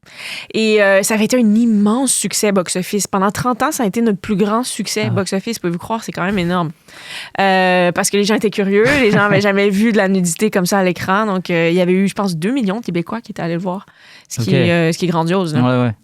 Quasiment inégalé. Ouais. Ok, et vous, du coup, quand vous arrivez, quand vous avez le projet Deux femmes en or, le remake, vous n'avez pas eu l'envie aussi de changer le titre, du coup, comme ce qu'ils ont fait les distributeurs en France? Non, parce que justement, c'est tellement un film culte au Québec qu'on voulait assumer l'hommage, le clin d'œil. Puis je voulais assumer aussi que je revisitais, autrement dit, cette partie-là, ce pan-là un peu de notre histoire. Après ça, on l'a vraiment modernisé, là, on s'entend, là, c'est vraiment... on a repris les thématiques. L'âme du film est encore là, mais après, c'est vraiment avec des enjeux d'aujourd'hui. On est allé beaucoup plus en profondeur et un point de vue beaucoup plus féminin aussi sur le désir féminin dans le film. C'est ce que j'allais vous dire. Vous, c'est quoi votre rapport aussi personnellement avec donc l'œuvre de 70 Qu'est-ce que vous en pensez? Moi, c'est drôle parce qu'on l'avait étudié à l'université, dans mes cours de cinéma, j'ai étudié en cinéma, puis on en parlait surtout, c'est ça, comme un truc un peu ringard, une espèce de farce érotique. Et pourtant, quand je l'avais vu, je m'étais dit, OK, c'est vrai que, bon, honnêtement, la réalisation est un peu voyeuriste par moment, mais il faut se replacer en 70. Mais en quelque part, il y avait quand même quelque chose d'ultra féministe dans l'idée que c'était 2 femmes au foyer qui se réappropriaient leur désir dans leurs termes. Et moi, ça, je trouvais ça fort. Donc, quand Catherine Léger, qui est la scénariste, m'a approchée en me disant, moi, j'ai envie de faire un remake, j'ai dit oui tout de suite parce que je trouvais que ça avait quelque chose d'important à dire. Oui, puis vous le dites, donc Catherine Léger, c'est elle qui a écrit donc une pièce à partir de Femmes en Or, c'est ça? Et donc vous, votre film, c'est adapté de sa pièce, donc voilà, c'est vraiment plein d'adaptations. C'est elle qui s'est aussi occupée de l'adaptation au cinéma. Comment vous êtes donc vous retrouvé sur ce projet? Elle vous a appelé, c'est ça? Oui. Catherine Léger, il faut savoir, c'est vraiment une dramaturge et une scénariste quand même assez connue au Québec, au Canada. Ouais, on la connaît en France pour le Babysitter, voilà, notamment, que Monia Chokri a réalisé. Oui, que Monia Chokri a réalisé, mais qui était écrit par Catherine. C'était une de ses pièces aussi. Puis moi, j'étais allée voir pratiquement toutes les pièces de Catherine. J'étais une grande fan. Et on s'était croisés quelques fois. Souvent, je lui disais, j'ai l'impression pour vrai qu'on ferait un bon duo. Il y a quelque chose dans ton humour, dans tes dialogues, dans le ton, son féminisme aussi très décomplexé avec de la nuance. Je dis, j'ai le goût qu'on travaille ensemble. Et finalement, après quelques années, elle m'a appelée et elle a dit, je pense que j'ai le bon projet. Et c'est comme ça que... Mais j'ai pas co-scénarisé, mais j'ai quand même été très impliquée là, dès le début, les premières versions de scénario. Je lisais beaucoup. J'ai pu vraiment mettre mon grain de sel. C'était drôle aussi parce que toutes les scènes d'intimité, de sexualité n'étaient pas vraiment décrites dans le scénario. Catherine est assez pudique. C'était vraiment juste écrit comme « ils font l'amour » ou comme « ils s'embrassent ». Et donc, j'ai quand même une belle liberté à ce niveau-là aussi pour créer. Là. Ok, et à l'écrit déjà pour un petit peu densifier ces scènes-là, mais ou juste au moment de la réalisation quand vous dites ça? Ben même à l'écrit, pour que aussi toute l'équipe ait une vision claire de où est-ce qu'on s'en va, que les acteurs sachent. Mais après, pour ce qui est de ma vision aussi, puis de comment les personnages allaient comme développer leur courbe un peu personnelle par rapport à cette quête-là de désir, d'émancipation sexuelle, j'ai eu quand même beaucoup de liberté, puis ça, c'était bien. Là. Bon, de toute façon, on va revenir aussi sur ces scènes et sur comment on met en scène l'amour. Ça, c'est une grande question, mais il n'y a pas que ça dans votre long métrage. Je voulais d'abord m'intéresser aussi au casting du film. Comment vous l'avez construit? Il y a un joli casting, et pour nous, français, on reconnaît tout de suite Félix Moati, la présence. Donc voilà, comment s'est déroulé le casting du film? Il fallait d'abord trouver les 2 femmes parce que le film repose quand même sur leurs épaules. Et donc Karine Gontier-Inman et Laurence Leboeuf, c'est ça? Oui, exactement. Qui sont 2 actrices assez connues au Canada. Karine est un peu une reine de la comédie. Là. Au Québec, elle a fait beaucoup de séries. Elle est très drôle. Tout le monde sait qu'elle est très drôle. Donc, je m'attendais un peu à ça d'elle. Puis elle a cette espèce de drive, cette force, un côté un peu rock que j'aime beaucoup. Et Laurence Leboeuf, en fait, on la connaît surtout pour la dramatique. Moi, j'ai fait des séries télé, en fait, avec elle, du côté plus dramatique. Mais elle est venue en audition, puis vraiment, elle a tout arraché. Là. Elle était vraiment drôle. Puis je trouvais ça beau. Les 2 filles ont vraiment une complémentarité. Ouais.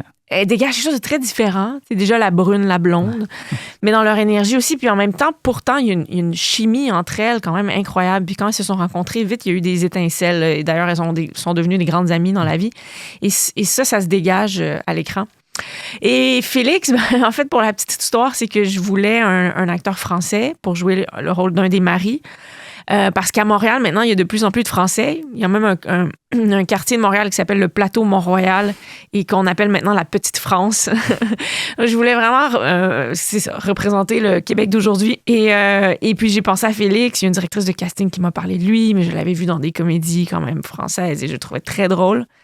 Et je pense que Félix amène son côté un peu pas qu'il est ça dans la vie, mais un côté un peu adolescent au personnage, un peu maladroit, ce qui fait qu'on lui pardonne quand même beaucoup de choses dans le film. Ouais, ça fonctionne très bien. Effectivement, moi aussi, je me suis dit pendant la lecture du long métrage que c'est vrai que souvent les Français, on les entend de plus en plus à vouloir aller au Québec. Ouais, hein? Et donc, il fallait qu'il y ait une présence comme ça. Désolé. Hein. Non, mais je les adore, ça va. Et pour revenir sur ce duo féminin aussi, c'est vrai que vous, finalement, à travers ce film, vous explorer un genre qu'on a plutôt au masculin d'habitude, le buddy movie, en quelque sorte. Est-ce que c'était une volonté que vous aviez propre en tête de faire une relecture de ce genre de film? Totalement. Puis aussi, c'était un peu dans la lignée de ce que je fais dans mon cinéma. J'ai quand même un cinéma qui est dit féministe, où je mets des personnages à l'avant-plan, des personnages féminins à l'avant-plan. Dans des contextes un peu que j'essaye de sortir en fait des clichés. Donc oui, je pense que ça fait du bien d'avoir ces deux femmes, cette solidarité féminine dans le film, une forte amitié féminine qui va leur permettre aussi de se reconnecter, de s'émanciper. J'étais assez fière de pouvoir travailler sur ce film. Ouais, il y a ce parallèle aussi qui se crée au fur et à mesure du film entre cette sororité entre donc Florence et Violette. Violette, ouais, et l'amitié entre Benoît et David qui est assez drôle. Qu'est-ce qui vous intéressait dans ce contraste? Déjà, en fait, il y a un contraste, oui, mais je sens que c'est 4 personnages qui partagent tous un peu la même chose, où ils sont pas connectés à eux-mêmes, ils veulent pas entendre la vérité de ce qu'ils vivent ou de ce qu'ils ressentent. Et à un moment donné, force est d'admettre dans le film qu'ils doivent se confronter à ça, à leurs besoins, à leurs limites. Donc pour moi, c'est ça, c'est des personnages qui sont plus pareils que différents, qui partagent plus, qui ont plus en commun qu'on le pense.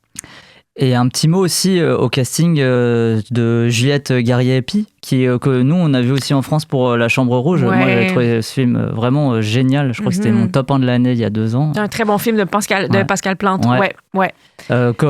Qu'est-ce qui vous a amené du coup à la caster? Parce que là, elle est vraiment dans un rôle complètement différent que dans Les Chambres Rouges. Mais c'est ça qui est beau avec Juliette. C'est vraiment quelqu'un qui sait se transformer, qui est très original aussi dans ce qu'elle a proposé. Moi, je l'avais aussi, comme vous, adoré dans Les Chambres Rouges. Je l'ai connue comme ça.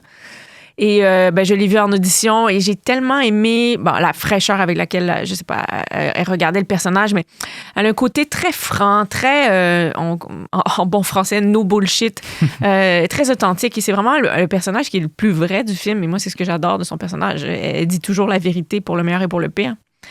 Je sais pas, elle a un casting assez unique et formidable. Beaucoup de talent. Effectivement, de ces scènes naissent souvent beaucoup d'humour avec les scènes avec Félix Moati.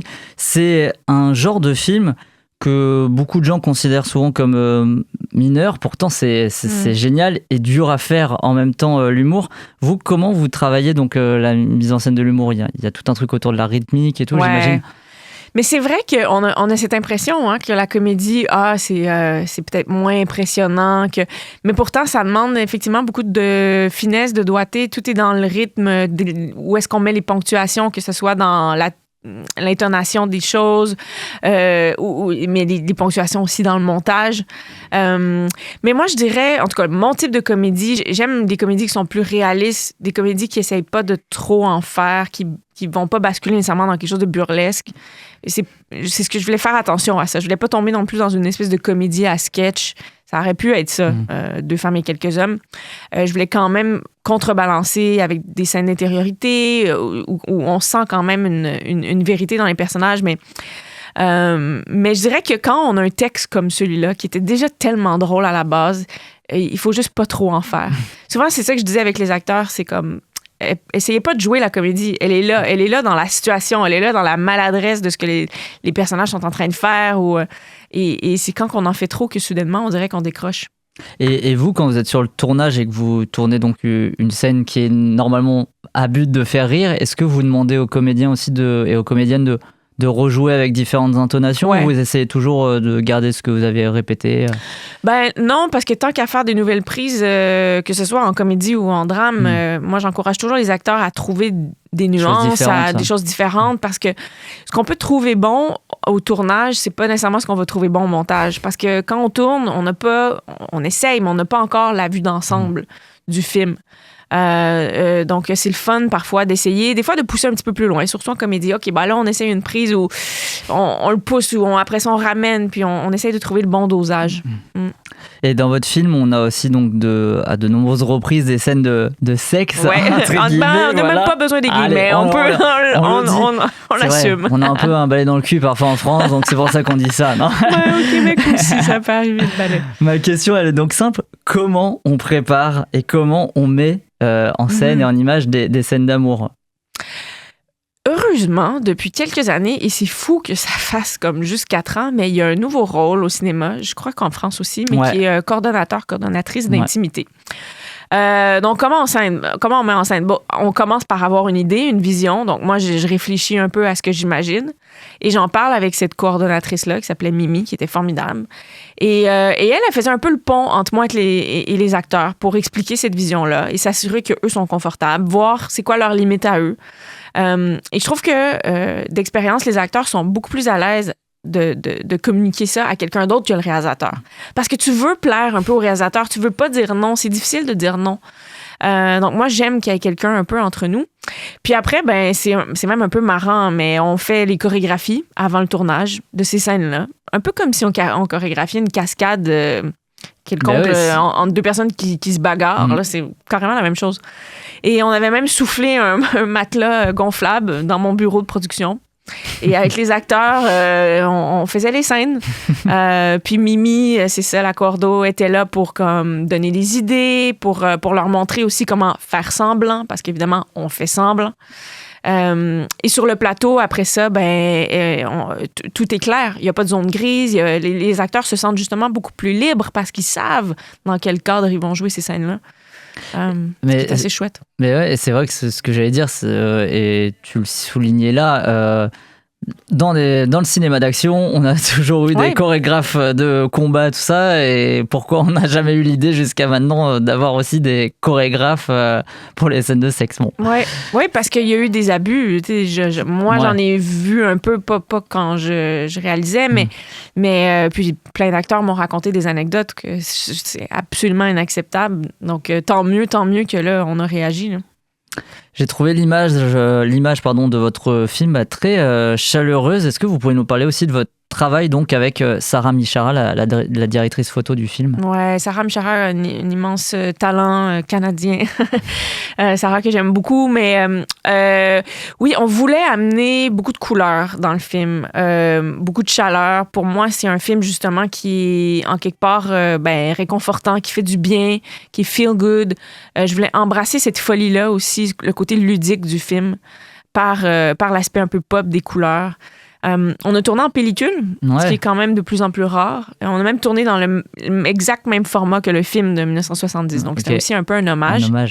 Mais j'adore la pellicule, le grain. On dirait que ça amène une nostalgie. Pour moi, c'est vraiment le cinéma. En tout cas, moi, le cinéma de mon enfance, là, nécessairement. Je suis née en 88. Donc, les films des années 90 étaient encore tous en pellicule.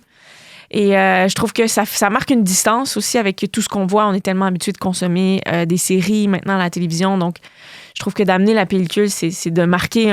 c'est ça, il y a une différence entre les deux médiums. C'est clair que ça fait du bien, et ce truc de la pellicule fait du bien quand on voit votre long métrage. J'imagine que c'était peut-être pas simple, par contre, niveau production, de faire passer la pilule de la pellicule. C'est un coût supplémentaire. C'est un coût supplémentaire. Il fallait vraiment que je le justifie parce qu'on parle de quand même de plusieurs dizaines de milliers de dollars de plus.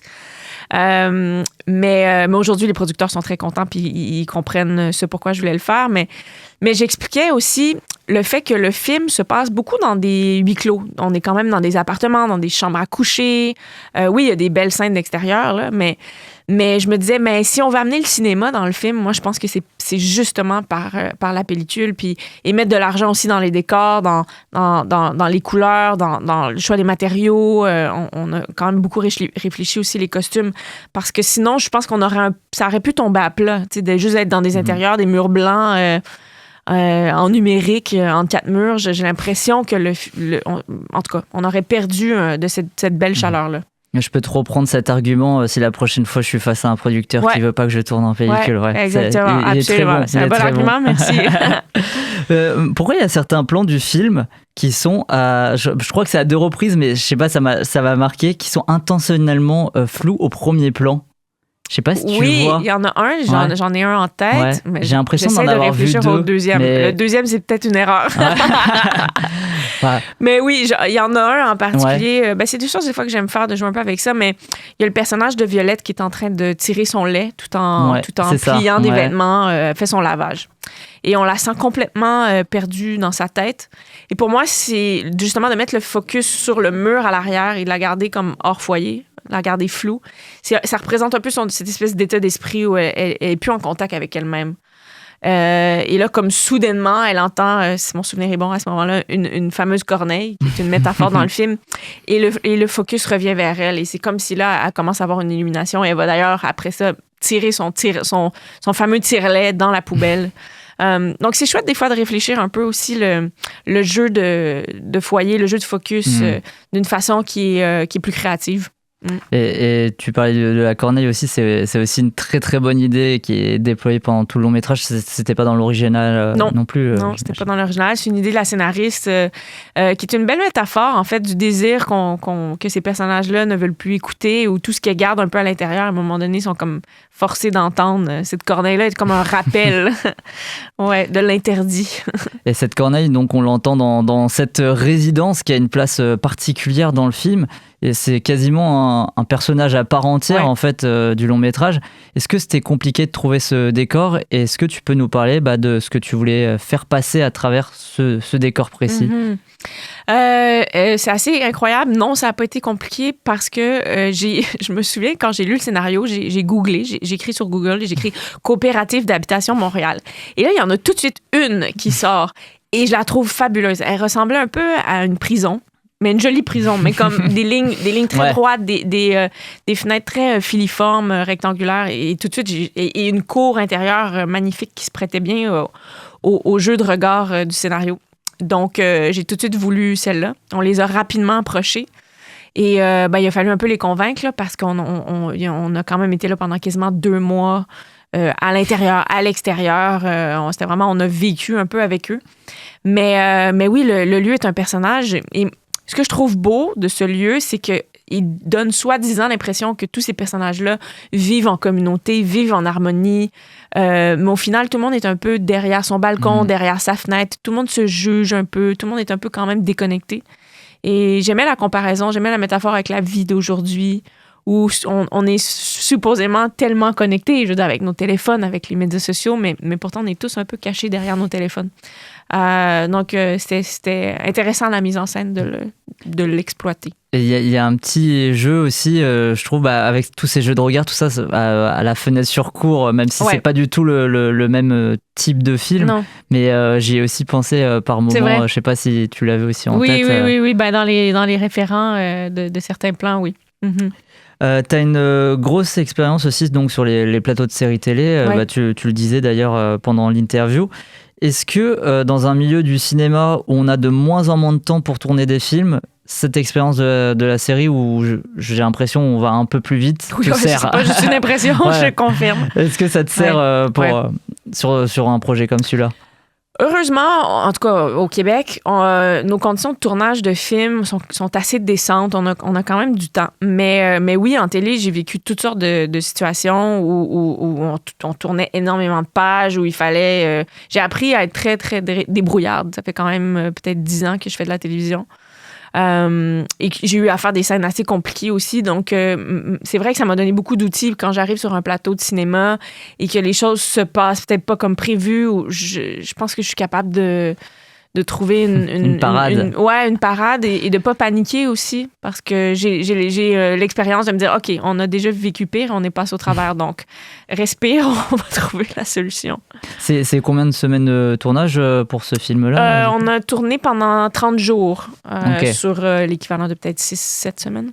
Ok, oui, donc ça va par rapport à d'autres films. Ça va, exactement. Mais je sais que, par exemple, qu'on avait reçu l'année dernière, Édouard Bergeon, qui réalise La Promesse Verte, où il y avait Félix Moati, et qui était un film qui se déroulait un peu partout dans le monde. Ils avaient eu à peu près le même temps. J'imagine que là, avec les voyages et tout. C'est galère un peu plus, Comment s'est déroulée aussi ta collaboration au montage avec Mathieu Bouchard, puisque tu es aussi crédité au montage dans une comédie, j'imagine que ça a un impact aussi. Ouais, on en parlait tout à l'heure, le timing en comédie, c'est tout, et ça passe énormément par le montage. Et donc, j'ai voulu réfléchir à qui allait être la bonne personne pour ça. Et Mathieu, c'est drôle parce que c'est son premier long métrage. D'ailleurs, je comprends pas pourquoi, parce qu'il est hyper talentueux. Mais il faisait énormément de télévision depuis 15-20 ans et de comédies, de super bonnes comédies, dont plusieurs avec Karine Gontier-Heilmann, justement. Et j'ai pensé à lui. Et j'ai eu envie de co-monter, j'ai monté certaines scènes. Peut-être que c'était ma façon, vu que je connaissais pas Mathieu au début, de dire, ben, moi, je vais être là un peu comme pour être sûr que j'amène l'aspect cinéma ou comme... Mais finalement, on a été comme un super beau duo. J'allais adorer. Je vais monter mes autres films avec lui, comédie ou drame. Mais j'ai adoré toucher le matériel aussi. Ce que j'avais pas fait depuis l'université. Ah ouais. Du coup, ça, c'est cool aussi. Ouais. Hein. Puis ça faisait que, comme je suis pas vraiment monteur dans la vie, je fais des coupes au montage, des fois qui sont un peu surprenantes, parce que dans le fond, je suis peut-être maladroite. Mais ça amenait comme une fraîcheur. Des fois, Mathieu disait, ah non, mais on devrait le garder comme ça. Il y a comme quelque chose d'un peu plus vivant, de moins propre, que j'aime aussi. C'est cool.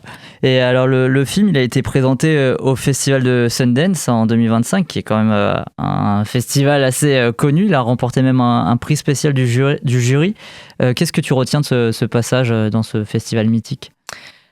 C'était incroyable. C'est incroyable d'avoir la chance de vivre une expérience comme celle-là. J'ai tellement aimé Sundance. C'est très humble aussi comme festival. C'est vraiment pour l'amour du cinéma indépendant. Ils font une belle place aussi aux comédies. Ce qui n'est pas toujours le cas dans d'autres festivals. Donc, c'était juste merveilleux de vivre ça, de gagner un prix en plus. Ça a quand même changé des choses dans ma carrière, dans la carrière du film. Le film voyage beaucoup depuis 1 an. D'ailleurs, va sortir aux États-Unis aussi dans quelques semaines. C'est mon premier film à avoir une sortie aux États-Unis. Donc, je me pince, on en profite quand ça passe. Ouais. Est-ce que tu travailles déjà sur un nouveau projet? Oui, ben c'est toujours les enjeux du financement, mais j'ai un prochain film qui est scénarisé par Marie Vien, qui se passe dans le milieu de la religion, et c'est pas du tout une comédie, celui-là, dans les années 50. Une histoire queer dans les années 50. Et puis j'écris un prochain film. J'en parle pas encore beaucoup, mais j'ai très envie, c'est mon premier film en anglais. OK. À voir. À suivre. Bon, bah, à suivre. On verra si j'y arrive. C'est toujours la question to be continued, celle-là. C'est to be continued, for sure. Alors, on va terminer par la même question qu'on a toujours dans The Cinema Show. Cette question, c'est la suivante. C'est quoi le dernier film que tu as découvert au cinéma ou même à la maison que tu aimerais recommander? C'est drôle parce que je suis cinéaste, mais je vois plus assez de films. J'ai des jumeaux de 4 ans, donc je suis une maman quand même occupée. Et donc c'est Baby Shark, le film que tu vois. Baby Shark et Cars. Je sais pas si vous connaissez Cars, oui. Mais je l'écoute beaucoup. Mais oui, quel film j'ai vu récemment, mon Dieu? Ah, mais Un simple accident. Ouais. Non, ça c'est Simple comme Sylvain de Jafar Panahi, mais j'ai adoré Simple comme Sylvain aussi. Je suis resté, tu vois, j'ai été trop fermé Québec, donc tu vas me proposer un film québécois. Mais mais vous savez quoi, parlons de Simple comme Sylvain, parce que j'adore. Parlons des deux. J'adore Simple comme Sylvain, j'adore le cinéma de Mania Chakri. C'est un cinéma très libre, très audacieux. Toujours des belles réflexions aussi sur comment, elle aussi, comment on présente les femmes à l'écran, comment on présente le désir féminin à l'écran. Très beau film, bien filmé. Et Un simple accident, le scénario, en fait, m'a sidéré. Là, et il y a certains plans fixes, très, très lents, très longs. J'imagine que tu penses au final avec l'arbre. Je ne veux pas trop en révéler, mais c'est tout, ça paraît tout simple, hein, mais c'est d'une précision. Je manque de mots, mais c'est un film à voir absolument. Merci beaucoup pour tes 2 recommandations. Très différents, 2 films vraiment différents. Ouais, mais finalement, Simple comme Sylvain, c'est un simple accident pour le personnage principal du film. Oui, c'est vrai. Par contre, je peux pas dire de l'inverse, je crois que je peux pas le dire. Non. On rappelle du coup, Chloé Robichaud, que ton film 2 femmes et quelques hommes est en salle en France depuis mercredi dernier. Et on vous invite donc à le découvrir parce que c'était vraiment très très cool. Merci à toi. Merci pour la belle entrevue. Merci donc à Chloé Robichaud pour cette interview et merci à notre équipe d'intervieweurs, Simon et Estelle et Tom à la régie. Vous avez raté nos débats, pas de souci. On va vous résumer ça dans les tops de la semaine.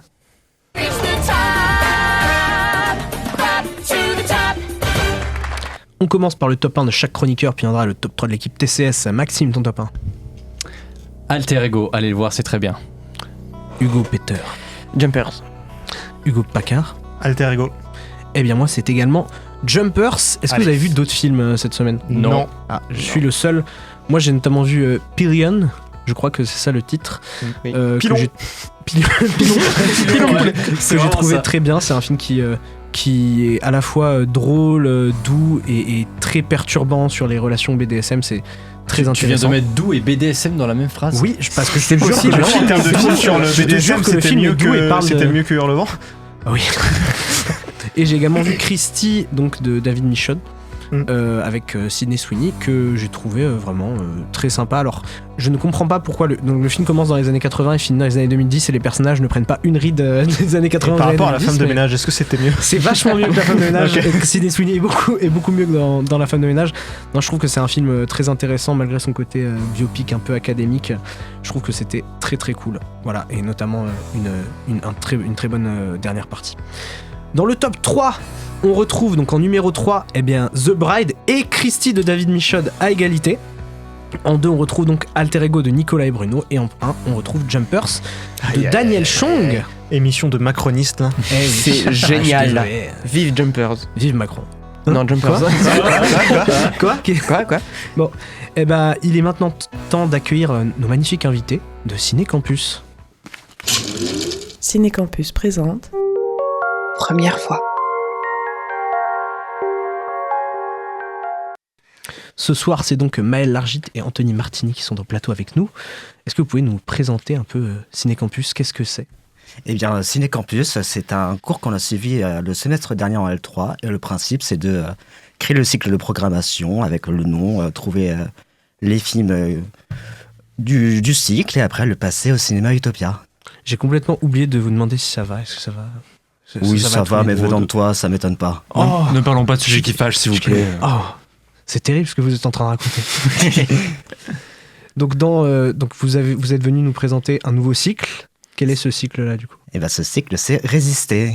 Est-ce que vous pouvez nous parler de ce cycle Résister? Pourquoi vous avez choisi cette thématique? Eh bien, quand on choisit le thème, on dit un petit peu tous les noms qui nous passent par la tête et Résister, ça a fait consensus et ça a été adopté assez facilement. Et donc, vous venez nous parler de quel film? De la projection de quel film? Alors, on vient pour Leto de Kirill Serebrennikov. C'est un film inspiré de l'autobiographie de Natalia Naumenko, qui raconte en fait la relation ambiguë et complexe donc entre elle, son mari Mike et Victor Tsoi, donc qui sont tous deux chanteurs dans des groupes de rock dans le Leningrad des années 80. Et donc ils vont développer comme ça un peu une relation un peu de mentors et de rivaux un peu amoureux comme ça. Et pourquoi du coup avoir choisi ce film pour ce cycle, pour cette thématique? Eh bien, nous, ce qui nous intéressait, c'est que le thème, c'est Résister, comme je te l'ai dit. Il y a plusieurs définitions de Résister, et on s'est dit qu'on allait avoir des films qui allaient parler de la résistance brute. Vous avez reçu Inglourious Basterds, qui était le premier film. Ouais. Et nous, notre idée avec Leto, c'est de parler d'un autre type de résistance, qui est la résistance par l'art. Et du coup, Leto, c'est un film musical, c'est un film qui parle de rock. Et en plus, ça nous permet d'aller en Russie. Donc, le Ciné Campus, c'est beaucoup de films, soit américains, soit britanniques, un petit peu français aussi. Donc, on s'est dit que partir en Russie, c'était pas mal pour voir d'autres formes de résistance. Et puis voir un film de Serebrennikov sur grand écran, ça vaut toujours le coup, je pense. Ah, on est assez fans, donc... Et du coup, est-ce que ça a été un peu compliqué de mettre en place cette projection? Vous avez eu des petites difficultés? Pas forcément, en fait, parce qu'on avait... très vite en tête, Joël Chaperon, notre invité. Joël Chaperon, c'est le sous-titreur du film. C'est quelqu'un qui est spécialiste des cinémas de Russie et de Kirill Serebrennikov. Donc Anthony, il avait pu l'écouter au cinéma Utopia lors du festival Cap à l'Est. Tu me dis si j'ai... Oh, c'est ça. C'est ça. Et du coup, on l'a contacté. Il était assez enthousiaste de pouvoir revenir à Montpellier pour parler du film qu'il aime tout autant puisqu'il l'a traduit. Enfin, il l'a sous-titré. Et donc, cet intervenant, est-ce que vous pouvez donc nous parler de comment ça va se passer, son intervention? De quoi est-ce qu'il va venir parler? En fait, il est... comment dire? Il est venu Enfin, il est là.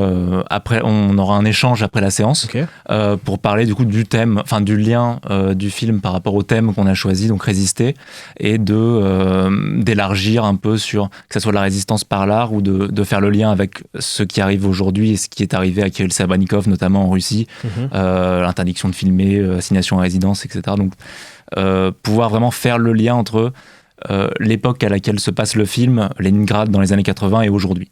D'accord.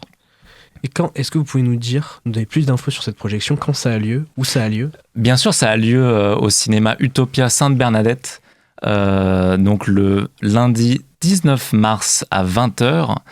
C'est accessible par la ligne 1 et 5 de tram à l'arrêt Saint-Éloi.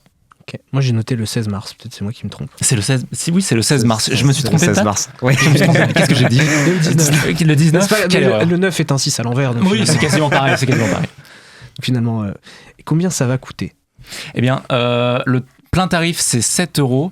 C'est 4,50 si vous êtes étudiant, 3,90 avec Youth, ou bien alors avec la formule des tickets de l'Utopia. Vous pouvez en avoir 10 séances pour 50 €, ça fait 5 € la séance. Franchement, pour un film comme ça, c'est donné, moi, je trouve. Franchement donné. Où est-ce qu'on peut retrouver toutes les infos sur votre projection? Eh bien, sur l'Instagram qui est Cinécampus. Super. Est-ce que vous avez quelque chose à rajouter? On vous attend nombreux parce que c'est un chouette film. Hein. C'est le meilleur film du monde. C'est le meilleur film. C'est le meilleur film du monde. De tout le monde entier, c'est le meilleur. C'est le meilleur. Moi, je pense que c'est une super raison d'aller voir donc Leto à l'Utopia le 16 mars à 20h. Merci beaucoup Maël et Anthony, c'était un plaisir de vous recevoir pour parler donc de votre projection Cinécampus. Nos amis de Cinécampus, ils vont rester avec nous parce que ils vont faire le quiz. Ça fait longtemps qu'on n'a pas eu des gens de Cinécampus pour faire le quiz avec nous, donc vous allez vous faire la bagarre avec nous. Mais je suis terrifié parce que c'est le quiz de Maxime. The game is on.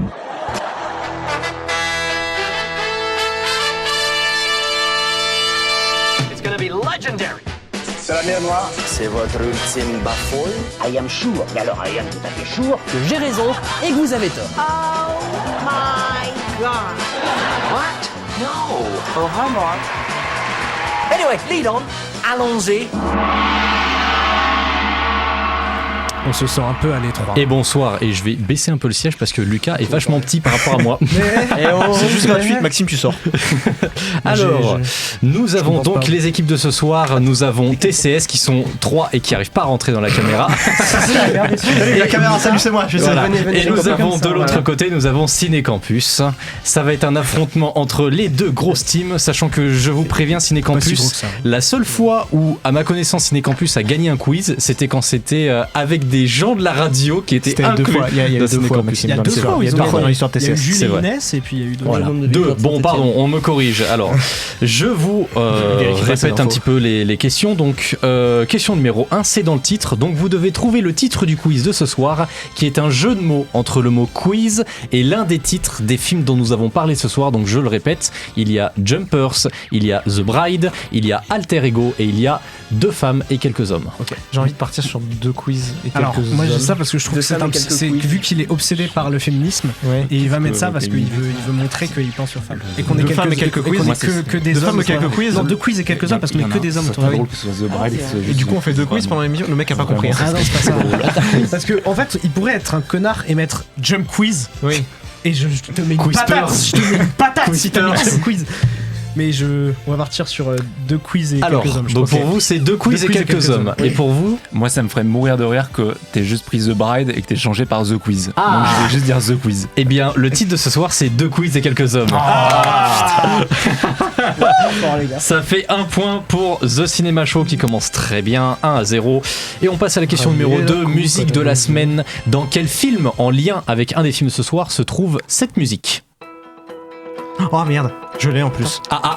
Rebelle. Non. Putain. F1. Non. Le Mans 66. Oui, Le Mans 66, tout à fait. Je l'avais jamais mis dans un quiz, c'est pour ça que ça me disait un truc. Le Mans 66 dans lequel on retrouve Christian Bale. Christian Bale qui est dans The Bride. The Bride, tout à fait. Voilà, ça fait, Je panique pas. ça fait 2 pour nous à 0. Et on passe à la question en or ou en bois. Parmi ces affirmations, lesquelles sont vraies en or ou fausses en bois? Une série produite par Netflix centrée sur Alexandre le Grand et Aristote est actuellement en préparation. Quoi? C'est vrai. Ça me dit rien. Maxime, il connaît pas ces personnages historiques, il sait pas que c'est deux personnes qui n'ont pas vécu au même moment. Ou alors il a lu un tweet de Ou alors c'est genre c'est Alexandre le Grand et Aristote qui voyagent ensemble dans le temps. Non, en bois. Ok, en bois. Donc pour vous, c'est en bois? Ouais. En bois. Mais pourquoi il aurait inventé ça? Alors j'ai juste une question, ça veut dire quoi en or et ça veut dire quoi en bois? En or, c'est que c'est vrai, en bois, c'est cette affirmation est vraie, en bois, cette affirmation est fausse. Il dira vrai, non? Ouais. Parce quoi? Ouais, donc Ouais. c'est Donc en pour or. vous, c'est en or. C'est en or. C'est effectivement en or. Et oui, la série, elle est adaptée par, elle sera réalisée par Jacob Tierney, à qui on doit la série Heated Rivalry, et qui adaptera le roman The Golden Mine d'Annabelle Lyon. Donc ça fait 1-2. En tout cas, tu parles toujours aussi bien anglais. Voilà, exactement. Merci beaucoup. Je t'emmerde. Affirmation suivante, Benjamin Laverne a révélé qu'après ne pas avoir gagné de César, il lit ses discours de remerciement dans sa voiture avec du Lana Del Rey pour pleurer. Est-ce que c'est vrai ou est-ce que c'est faux? C'est faux, il le fait sous sa douche. Ouais, j'ai lu ça aussi. J'ai lu ça aussi, donc je suis. Et il pleure devant son miroir. Ouais, par contre, fallait pas le dire parce que tu Ouais, vois le mais message. Merci les gars. Vachement précis. Je pense qu'il le fait sous sa douche. C'est une intuition ou comme ça, j'entends la voix dans ma tête qui me dit c'est pour ça qu'il le fait devant sa Donc femme. pour vous, c'est en bois? En faux, C'est du coup. ça, ouais, c'est en bois. Et pour vous, c'est en bois. C'est effectivement en bois. Fais attention, Hugo, ça fait déjà plusieurs quiz que tu te fais avoir où tu donnes les réponses. Merci, Hugo. Je suis dans le partage, je suis pas très égoïste. Donc ça fait 3-2, le score est plutôt serré. Ok. Et on passe à la dernière affirmation. Netflix prépare un film de survival horror avec un père et son fils devant survivre et se battre contre le Yeti. Bah s'il vous plaît. Mais non, mais c'est Kaizen, ils l'ont déjà fait. Ils ont racheté les droits. Un survival horror avec un père et son fils qui survivent au Yeti. Est-ce que c'est vrai ou est-ce que c'est faux? Moi, j'ai envie de dire en Alors, or. si c'est vrai, Netflix, je colle, je veux bien le faire. Je suis là. Tu veux jouer le père ou le fils? Non, je veux le réaliser. Je veux jouer Yeti. Du coup, qu'est-ce qu'on dit? TCS, on dit quoi? En or. En or pour vous et pour vous? Nous, c'est en bois. En bois. Juste, c'est qui notre capitaine? Alors, il y a. Et ben, je vais le désigner. Je vais dire que c'est Lucas. Voilà. Allez. C'est en or. Yes! C'est en or. Le film s'appellera Yeti et sera réalisé par Michael Chavez, à qui on doit les excellents noms La Nonne 2 et les suites de Conjuring. Bonne nouvelle, tu feras peur, c'est ton fils. Mais j'aurais pu le faire. Ça fait 4-2 et on passe à la qui a dit, qui a prononcé cette citation suivante. Je ne sais pas s'il va voir le film. C'est compliqué parce qu'on joue des parents séparés avec un autre enfant au milieu qui lui ressemble. Philippe Lachaud. Oui, tout à fait, Philippe Lachaud. Ah oui, putain, que son fils il pourra pas À regarder propos de Marsupilami, il a dit Ouais, qu'il refusait de montrer son film à son fils parce qu'il pensait que son fils allait être jaloux du petit garçon qui joue le rôle de son fils. Voilà. Tout à fait, donc ça fait 5-2. Et on passe au quiz spécial de ce soir. Alors, j'aurais pu me casser la tête avec des thèmes, mais du coup, ce sera tout simplement, et thème un peu accessible pour tout le monde, Pixar au cinéma. Allez. Donc on part tous les ans, je crois. sur des films Pixar. Ok. Et je précise bien Pixar, pas Disney. Ok, Voilà, les attention. indestructibles. Zootopie. Le mec a rien compris. Casting de film, point suivant la rapidité. Donc quel film possède ce casting? Si pour 3 points je vous C'est dis... casting VF ou casting VO ou mélangé? Casting VF, je précise. Ok, casting VF. Si pour 3 points je vous dis Éric Métayer, Patrick Préjean Monstre Academy. ou Richard Darbois. Monstre Academy. Non. Monstre et compagnie. Non. Eric Toy Story. Métayer. Non. Eric Métayer, il a fait quoi? Il a fait Monstre et compagnie, il a fait quoi d'autre? Si pour 2 points je vous dis Emmanuel Jacomi, Samuel Le Bihan ou Marion Gamme. Toy Story 3. Non. Samuel Le Bihan, putain, il Non. a fait quoi? Marion Gamme, elle a pas Non. fait grand chose. Rebelle? Non. Pensez à la voix de Marion Gamme dans Scène de ménage, elle a fait... Mais non, c'est pas Non, Ralph. non. Ok, alors si pour 1 point je vous dis Jackie Nersessian, Cécile de France et Guillaume Canet. Cars, Cars, évidemment, putain. Cars. Ah oui, tout à fait. Samuel Le Bihan, il était dans. Et oui, ça fait 6-2 m'attendais à pour Renew, mais The je Cinema Show. J'ai une mauvaise nouvelle pour toi, Maël. Je pense que. Ouais. C'est mal Rien n'est joué. Et on compte sur Vous avez vu comment on Allez. est long à la détente? Alors, vous avez le temps. la question 6, c'est qui celui-là? Dans quel personnage peut-on voir ce dans quel film peut-on voir ce personnage? Pardon. Bizarre, Maxime. Donc, si je vous dis Don Carlton. Toy Story Carlton. 3, Non. 4, Non. Don Carlton. Cars 2. Luca, Non. C'est un film qui est une suite d'un film Les Pixar. Indestructibles. Vice Versa 2. Non. Putain. Pas 40 des suites Vous pouvez Pixar. faire des propositions. Toy Story si 2, en plus, Monstre allez-y. Academy. Hein Monstre Academy. Monstre Academy, tout à fait. J'avais plus. Ça Ça fait va aller, les 7 gars. à 2. Ça va bien se passer. Et on passe à la question un extrait, un film. Dans quel film peut-on entendre cet extrait? Je ne suis pas sourd. Allez, dites-le-moi en face. Non, vous n'êtes rien qu'une troupe de petites femmelettes qui craignez de défaire votre belle coiffure. Nous avons de beaux cheveux, nous au moins. Il y a une patte? Non. Rebelle? Rebelle, tout à fait. Et le premier point qui est marqué par Ciné-Campus depuis un moment. C'est tout à fait Rebelle, effectivement. On passe à la question 8, la Letterboxd. Quel film a reçu cette critique négative sur Letterboxd? Charlatanisme fasciste, anti-établissement néolibéral, c'est le dénominateur. Mille et une pattes, tout à fait. Oh. Ah oui, mais Mille et une pattes, c'est le film le plus communiste de Pixar. C'est même le film le plus communiste de l'histoire. Oui. Tout à fait. C'est Mille et une pattes. C'est un pamphlet marxiste comme Camping. Sachant que en gros le gars dit qu'il a mis des mots n'importe quoi et qu'il dit le vrai charlatanisme était cette critique. Voilà. Question numéro 9. La question, mais si, je la connais cette voix. À vous de me dire si ces personnalités ont fait ou non du doublage chez Pixar. Alors on va commencer par vous, TCS, puisque vous êtes en avance. Est-ce que Nicolas Marié a fait une voix chez Pixar? Oui. Je vous donne ok, donc ça fait 9. Je vous donne un point de plus si jamais vous me dites dans quel film. C'était pas dans Elio? Non, c'était pas dans Elio. Non. Il y a Jamie dans Elio. Oui, il y a Jamie, mais ça change rien. Nicolas Marié. Ouais. Mais en fait, le truc, j'ai c'est entendu récemment dans un dessin animé. Extrêmement actif dans le doublage. Je vous donne une seule proposition possible. Alors, faut me la dire d'ici 5 secondes. Je l'aurais pas. Vas-y, je vais dire Ratatouille. Non, c'était dans Nemo. Okay. Est-ce que Sami Nasri a fait une voix dans Pixar? Oui, dans Nemo. Et ben ça vous fait 2 points de plus, effectivement. 10 et 11. Est-ce que Didier Bourdon a fait une voix chez Pixar? Non. Didier Bourdon. Non, ça me... Il a pas fait de voix chez Pixar, c'est très bien, ça fait 12. Et enfin, est-ce que Cyril Lignac a fait une voix dans Ratatouille, dans les voix additionnelles? Et ben ça fait 13 et 14 points pour TCS. On passe à vous, Ciné-Campus. Vous pouvez peut-être rattraper un peu votre retard avec cette question. Est-ce que Louis Garrel a fait une voix chez Pixar? Et moi je me souviens pas des doubleurs. Je regarde en VO donc j'en ai plus. Aïe. Oh, la meilleure question. Je sais pas, je vais dire. Allez, en vrai, on a 50-50 quoi. Ouais. Je vais dire que c'est faux. Il en a fait une, si, dans Toy Story 3, voilà. Est-ce que Patrick Timsit a fait une voix dans Pixar? J'adore Patrick Timsit. Moi, j'ai envie d'y croire. Ouais. C'est mon rêve, j'ai envie d'y croire. Eh ben non, il en a pas fait. Anthony, c'est mon rêve aussi. C'est mon rêve aussi. Il partage un rêve. Patrick, c'est un orgasme. Est-ce que Jamel Debbouze a fait une voix chez Pixar? J'en suis quasiment sûr. Hein. J'ai rien fait. Moi je pense que non. Faites-vous confiance, allez-y, hein. Mais pas trop longtemps parce que sinon on va être en retard. Tu me fais confiance? Bon, je te fais confiance. Moi je veux dire non.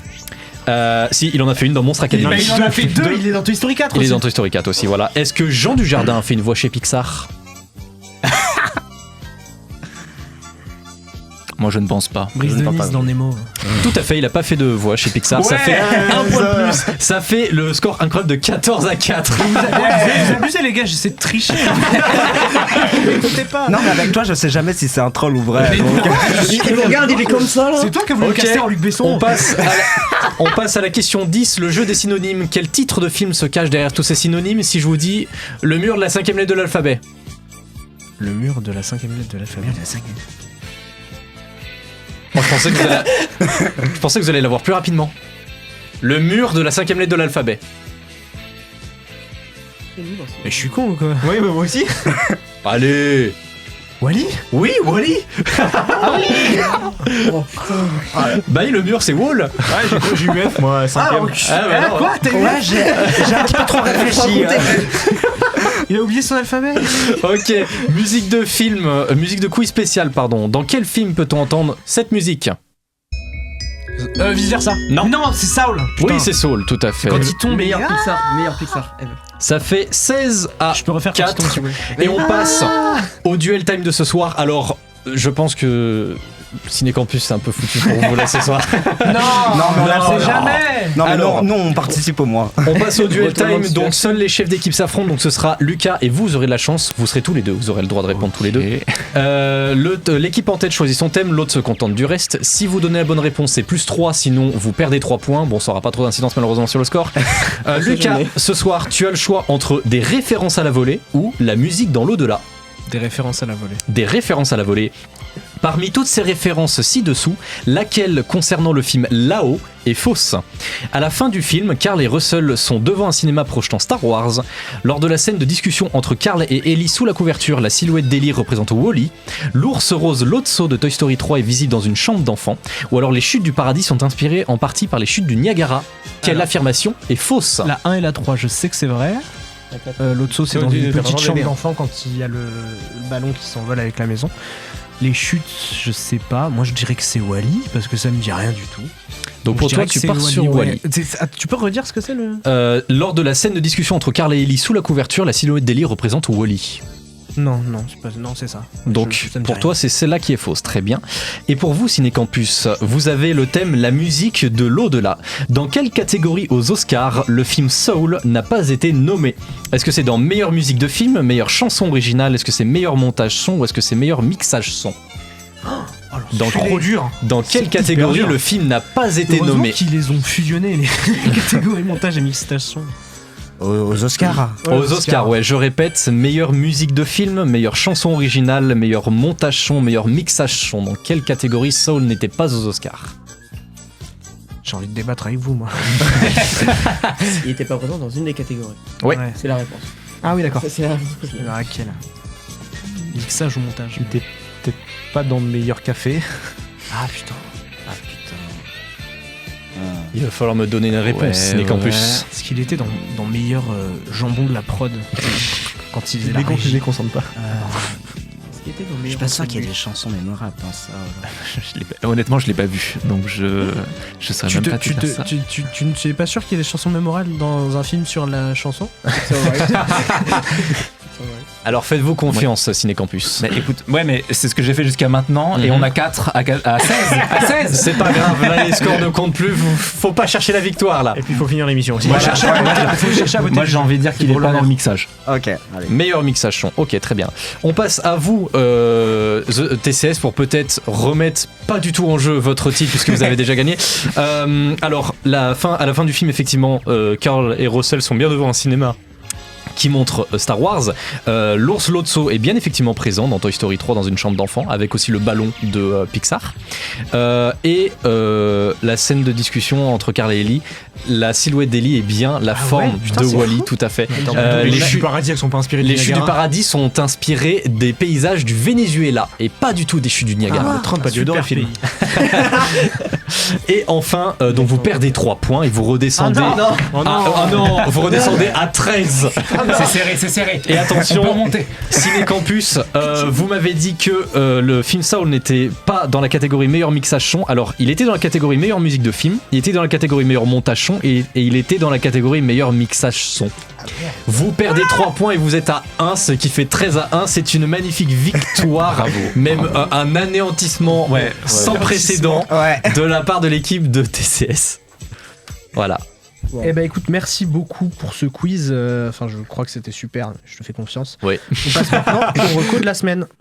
Alors si je peux me permettre de te donner un conseil, c'est oublie que t'as aucune chance, vas-y fonce. On sait jamais, sur un malentendu ça peut marcher.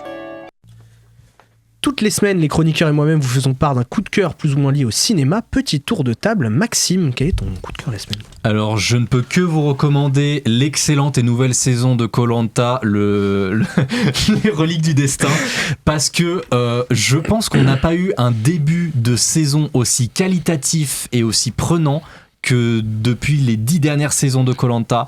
C'est absolument bluffant dans ce qui est fait, et franchement, allez voir cette saison, c'est trop bien. Copéteur. Merci Maxime.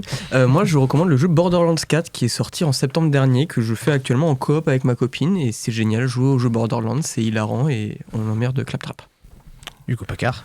Moi, pour prolonger un petit peu l'univers de Nicolas et Bruno, j'invite à découvrir ou à redécouvrir La Personne aux deux personnes, qui était leur premier film, avec Alain Chabat et Daniel Auteuil, qui forment un super duo de personnages. Le pitch est complètement con, c'est Alain Chabat qui est un chanteur des années 80 coincé dans la tête de Daniel Auteuil, et Daniel Auteuil est un type coincé dans les années 80.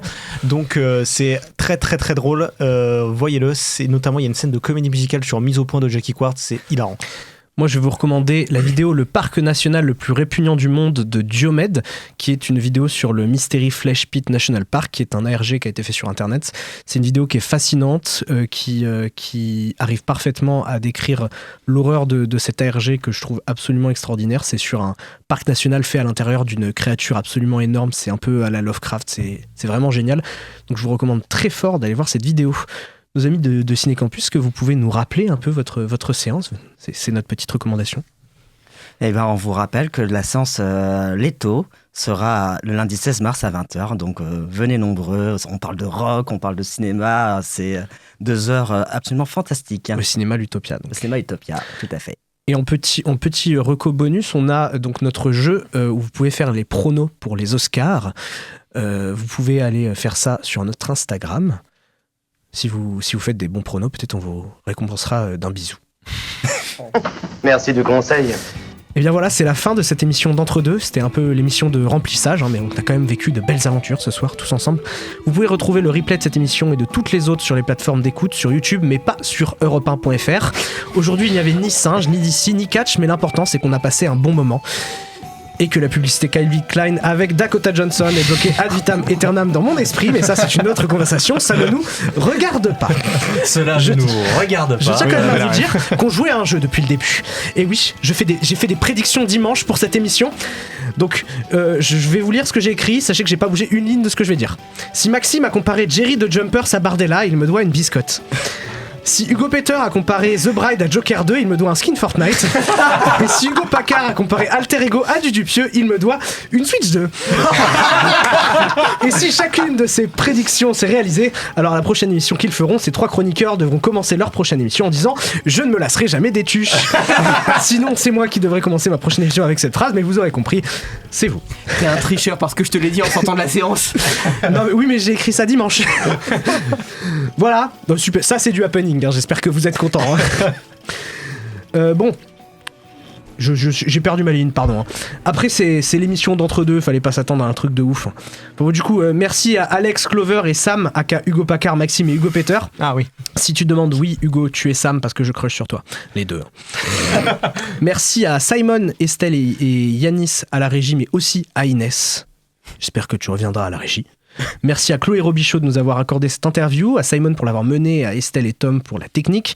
Merci à Maël et Anthony de Ciné Campus pour être venus nous présenter leur séance de Leto. Et merci à Patrick Timsit, un homme grand de cœur et d'esprit, auquel on ne pense pas assez souvent, malgré tout ce qu'il a fait de bien pour notre pays.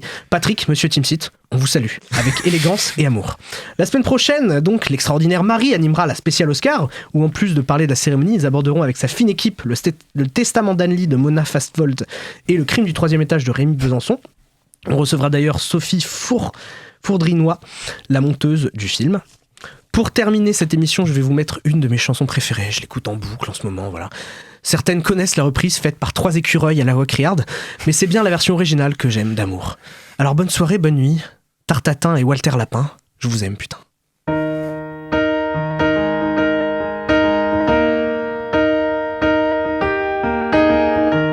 Where is the moment we needed the most? You kick up the leaves and the magic is lost. Tell me your blue skies fade to gray. Tell me your passion's gone away. And I don't need no carrying on. You stand in the line just to hit a new low. You're faking a smile with the coffee to go. And tell me your life's been way offline. You fall into pieces every time. And I don't need no carrying on.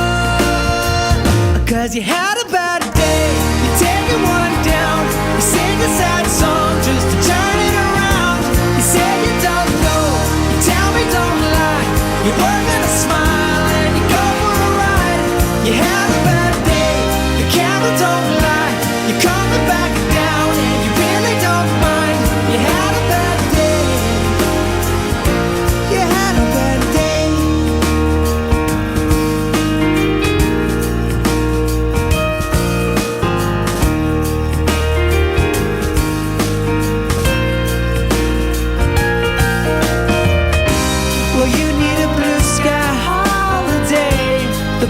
they laugh at what you say. And I don't need no caring home. You had a bad day, you're taking one down. You sing a sad song just to turn it around. You say you don't know, you tell me don't lie. You work with a smile and you go for a ride. You had a bad day, the camera don't lie. You're coming back down and you really don't mind. You had a bad day.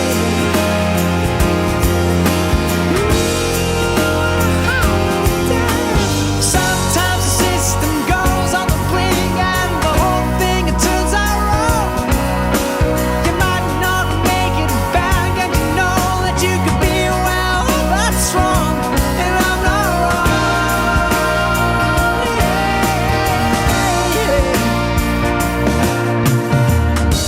So where was the passion when you needed the most? Oh, you and I, you kick up the leaves and the magic is lost. 'Cause you had a bad